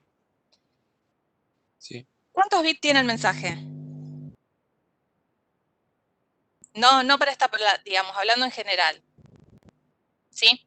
¿Qué se, digamos, el mensaje? ¿Serían los valores K, N o M que hablamos siempre durante la literatura? K. K, ¿sí? La longitud del mensaje son K bits, ¿sí? Entonces, ¿cuáles son? Y queremos obtener, ¿sí?, una palabra código de ¿cuántos bits? De n bits. De n bits, ¿sí? Entonces, ¿cuáles serían las dimensiones de G? Tengo que multiplicar un vector por una matriz, donde el vector es de dimensión 1 por K, y quiero obtener un vector resultante de palabra código de 1 por N. ¿Cómo tendría que multiplicar, digamos, qué dimensiones debería ser G, la matriz generadora?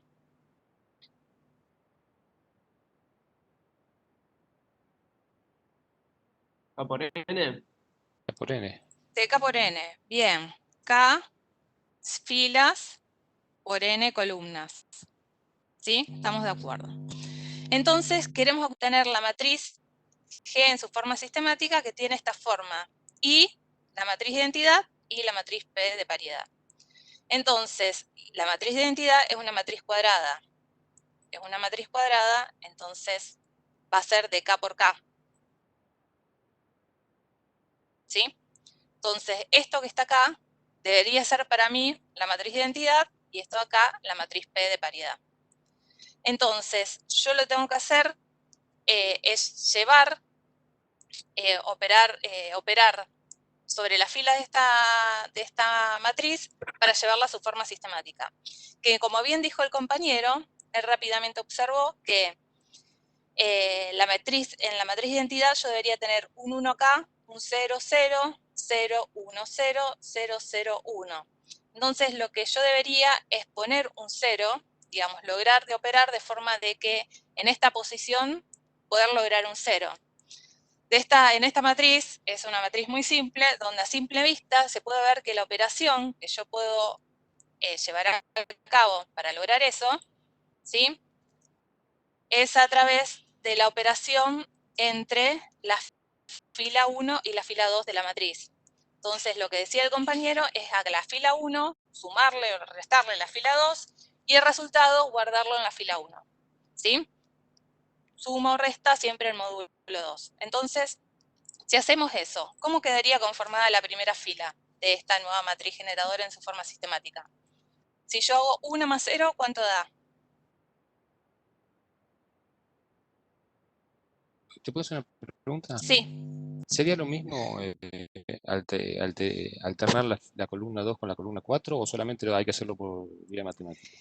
esto es un sistema, en sí es un sistema de ecuaciones, ¿sí? Donde cada una de las filas son ecuaciones linealmente independientes y la operatoria sería operar sobre las filas, ¿sí? de la matriz para llegar a una matriz equivalente, en otra forma, pero equivalente. O sea que las Perfecto. operaciones a través de las filas. Bien, gracias. Bueno, entonces si hago 1 más 0, ¿cuánto daría? 1. 1, ¿sí? Si hago 1 más 1, 0. 0. Genial. Si hago 0 más 0, 0. 0. Si hago 1 más 0 más 1, 1. y si hago 1 más 0, 1. También. 1. Genial. Entonces, la fila 1 ahora me quedó conformada de esta forma. Y la fila 2 y 3 no sufrieron modificaciones. Entonces tengo un 0,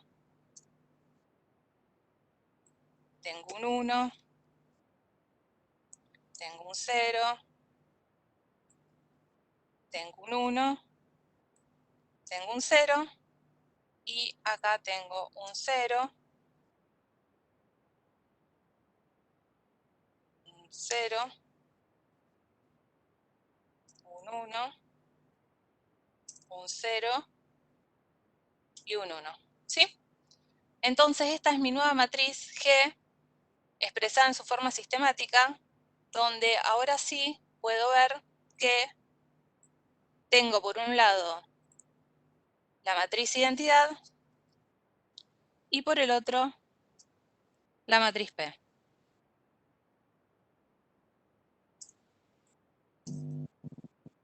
¿Sí? Y la otra pregunta que me hace el enunciado de este ejercicio es ¿cuál es la tasa del código? ¿Cuál es la tasa del código? De nuevo, la tasa del código, ¿cómo la expresábamos?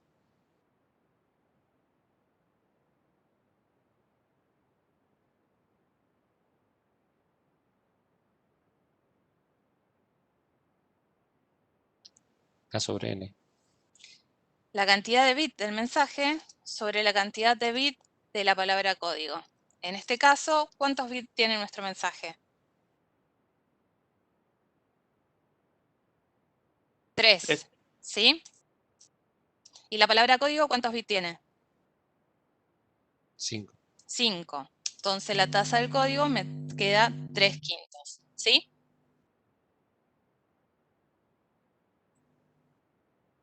Bien. Bueno, operamos lo que acabamos de hacer y llegamos a eso y calculamos también la tasa del código, que es lo que hicimos. Ahora, lo que nos pregunta el enunciado, ¿sí? Es cuál es la matriz de chequeo de paridad para H.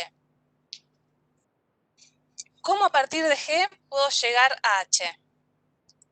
¿Qué propiedad tenían estos códigos de bloques lineales que deben cumplir, digamos? ¿Qué relación hay entre la matriz G y la matriz H?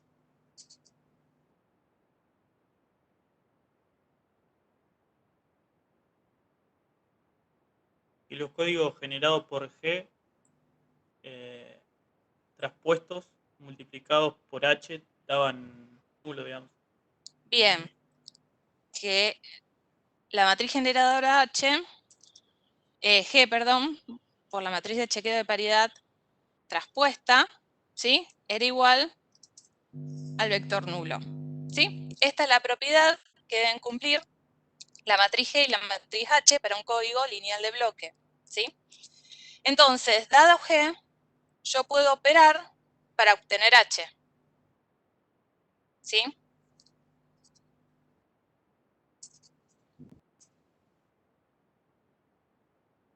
Entonces, H, si esto es, habíamos visto, ¿sí?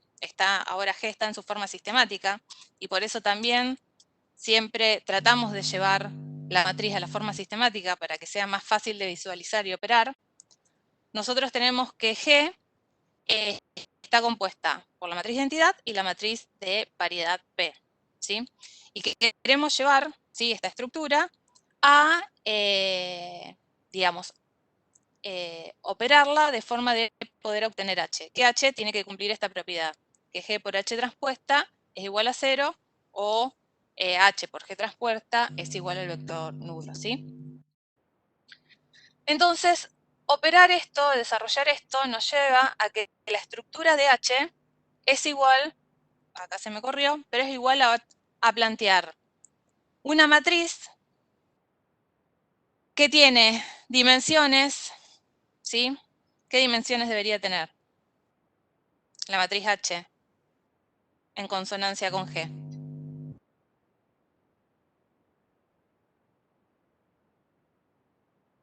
¿Cuántas columnas debería tener H? 5. 5, ¿sí? En este caso, que es N, ¿sí? ¿Y cuántas filas? M. ¿Cuántas? M. M, ¿sí? M que es N menos K, ¿sí? Entonces, nosotros, digamos, sabemos que a partir de esto tenemos que obtener una matriz de chequeo de paridad donde las dimensiones van a ser que el número, ¿sí?, de filas de esta matriz H van a ser el número de ecuaciones de chequeo de paridad que tengamos, que el número de ecuaciones de chequeo de paridad que tengamos está, digamos, está relacionado con la cantidad de bits de paridad que estamos introduciendo, que en este caso son 2, ¿sí? Y el número de columna van a ser el número, digamos, la longitud de la palabra código, ¿sí?, que en este caso es N. Entonces, bueno, nosotros, digamos, operando, llegamos a que digamos, la estructura de H se puede plantear como una matriz identidad, ¿sí?, de dimensión n menos k por n menos k, con la matriz de paridad traspuesta, ¿sí? La matriz de paridad que teníamos en P traspuesta nos daría la matriz de chequeo de paridad H, ¿sí? Entonces, ¿cómo nos quedaría la matriz H conformada? La primera fila sería 1, 1, 0, 1, 0. 1, 1, 0, 1, 0, ¿sí? Y la segunda fila, 1, 0, 1, 0, 1.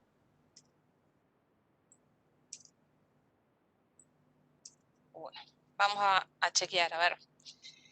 Acá teníamos que tener una matriz de identidad, ¿sí? La matriz de identidad está conformada. Esto estaría correcto. Y acá deberíamos tener P traspuesta. P traspuesta, acá tenemos P, trasponerlo implica que las filas de P pasan a ser columnas de P. Entonces tenemos 1, 1, 1, 0, 0, 1, ¿sí?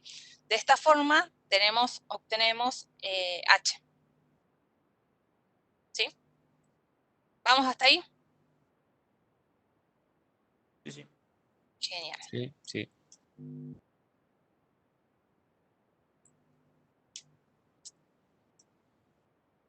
Bueno, y ahora nos preguntan, ¿y cuál es la representación gráfica de esta matriz de H de chequeo de paridad? ¿Cómo la podríamos representar de forma gráfica? Primero escribir los bits de paridad, que son 2. Hay 2 filas. Y después abajo ver, digamos, las ecuaciones que quedan. relacionar, digamos, con los bits de eso de paridad cada simbolito, digamos. No sé si me expliqué bien. A ver, ¿a qué llamamos simbolito? ¿Y de qué gráfico estamos hablando? En las diapos anteriores había un gráfico que arriba ponía a tantos cuadraditos como bit de paridad y abajo ponía tantas C como columnas tenga la matriz H. Bien, ese gráfico acabamos de ver que se llama gráfico de Tanner. Es un gráfico bipartito, ¿sí? Que recibe el nombre de gráfico de Tanner. ¿Qué significa cada uno de estos elementos en el gráfico de Tanner? Bueno, acabamos de ver que lo que se representa en el gráfico de Tanner es en sí la matriz H de chequeo de paridad, donde tenemos elementos que para nosotros los vamos a representar como cuadrados o rectángulos, que son las ecuaciones de chequeo de paridad.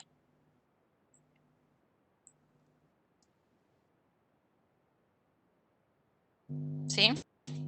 Son las ecuaciones de chequeo de paridad. Y bueno, las ecuaciones de chequeo de paridad son cada una de las filas de la matriz de chequeo de paridad, ¿sí? Entonces, esta, por ejemplo, va a ser la ecuación de chequeo de paridad 1, y esta la ecuación de chequeo de paridad 2 para esta matriz H, ¿sí? Esto lo vamos a llamar, a esta fila la vamos a llamar ecuación de chequeo de paridad, ecuación de chequeo 1, y a esta ecuación 2, ¿sí? ¿Sí?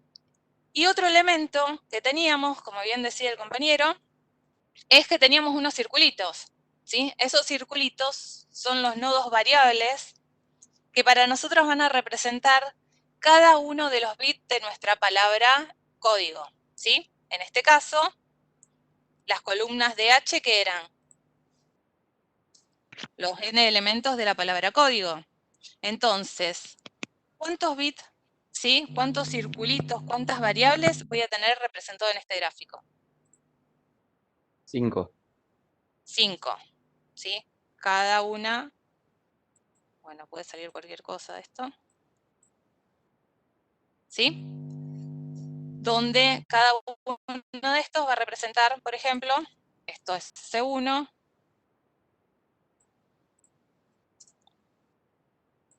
esto es C2, ¿sí? El bit 2 de la palabra código, el bit 3 de la palabra código, el bit 4 de la palabra código, el bit 5 de la palabra código, ¿sí? Que son estos que están acá. C1, C2, C3, C4 y C5, ¿sí? Entonces ya tenemos dos de los tres elementos de los gráficos de Tanner. Por un lado tenemos representadas las ecuaciones de chequeo de paridad, que son las filas de la matriz H, y por otro lado tenemos representado cada uno de los bits de las palabras código, que no son más que las columnas de la matriz H. Ahora lo que tenemos que hacer es relacionar esas ecuaciones con esas variables, ¿sí? O bits de la palabra código. ¿Cómo los relacionamos? A través de un enlace, ¿sí? ¿Qué ese enlace cómo lo representamos? Por ejemplo, la ecuación de chequeo de paridad 1, ¿sí? La fila 1 de esta matriz H. ¿A qué bit de la palabra código está chequeando?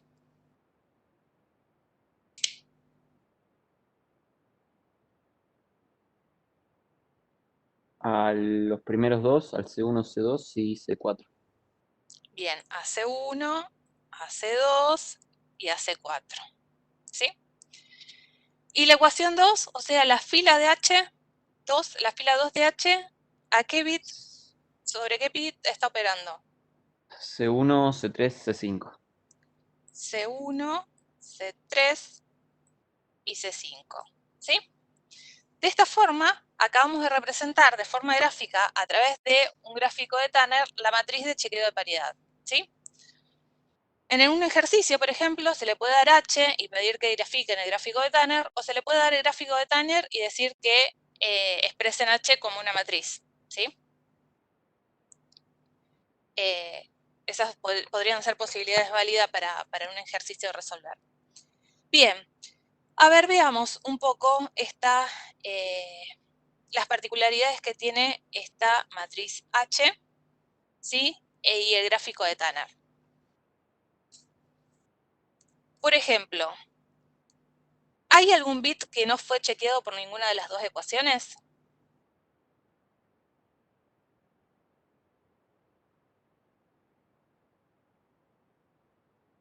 No. No, todos los bits tienen que estar chequeados por una u otra ecuación, ¿sí? Y hay un bit que es evaluado por todas las ecuaciones.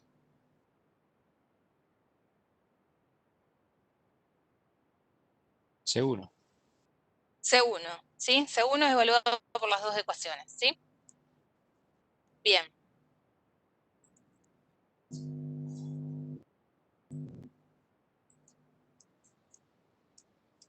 Bueno, eso es lo que acabamos de ver.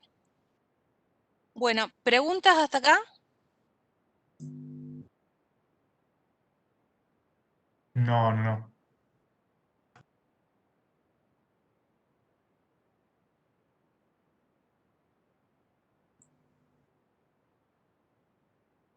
Bueno. Vamos a ver este otro ejercicio. Dice, considera un código lineal de bloques 4.2 que sigue las siguientes ecuaciones de chequeo de paridad. Dice que el bit 0 de la palabra código es igual a la sumatoria del bit 1 y 2 del mensaje y el bit 1 de la palabra código es igual a M1. Y nos pide que digamos cuántas palabras código se pueden generar y cuáles son esas palabras código. ¿Cuántas palabras códigos podríamos generar? Primero, vamos a leer esto. Dice, tenemos un código lineal de bloque 4.2. ¿Qué es 4 y qué es 2?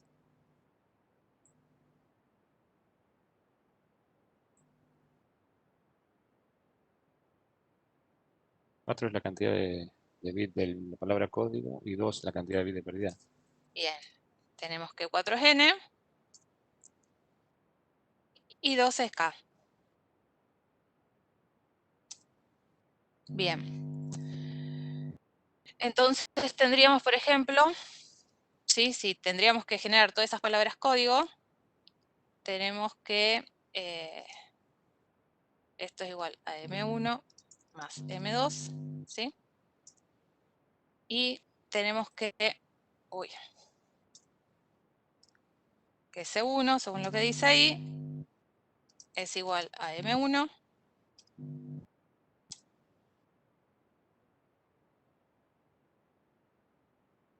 y después deberíamos tener también a C2 igual, por ejemplo, a M1 y C3 igual a M2, ¿sí? Entonces tendríamos las 4, digamos, los 4 bits de la palabra código y cada una de las ecuaciones que representan a esos 4 bits de la palabra código en función de los 2 bits del mensaje. Entonces, lo que me decía, ¿cuántas palabras código se pueden generar? ¿Cuántas palabras código puedo generar a partir de este código 4.2?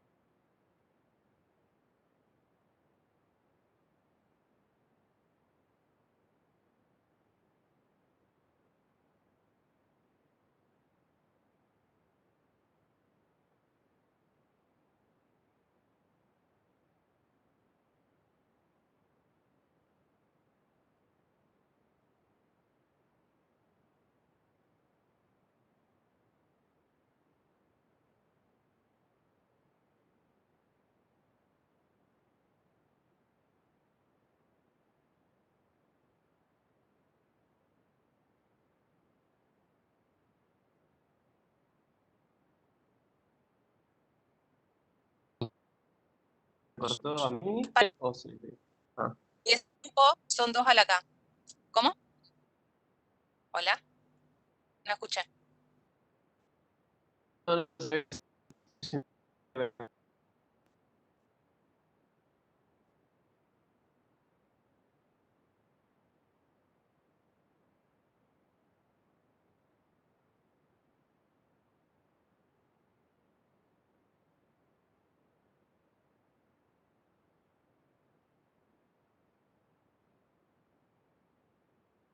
Le consulto algo, profe, rápido.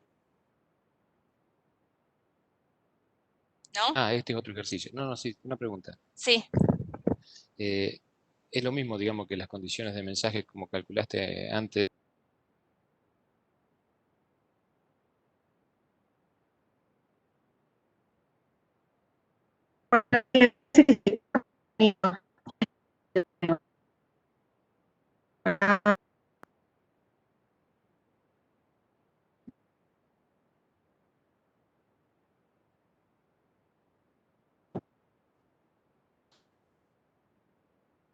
Hola, chicos. Hola. Se escucha todo Dos de cortado, mensaje. profe. Sí, no, está mal la conexión. Bueno, nada, chicos. Se va a crear el mismo código. Sí, Nati, no se escucha. Estamos mal ya de comunicación. ¿Lo dejamos más vale para mañana? Bueno. ¿Eh? Bueno. Ay, Dios. Sí, sí. Entre la casa y... Bueno, lo dejamos para mañana, chicos. Mañana tenemos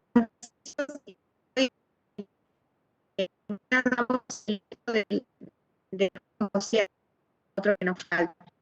Sí, con la fórmula fundamental de comunicaciones, que es la capacidad del canal gaussiano, porque el binario simétrico está muy bien cuando de punta a punta el sistema digital, pero en la práctica ustedes se enfrentan a un canal gaussiano, ¿sí? Por lo menos en gran parte, y eso es lo primero que hay que resolver.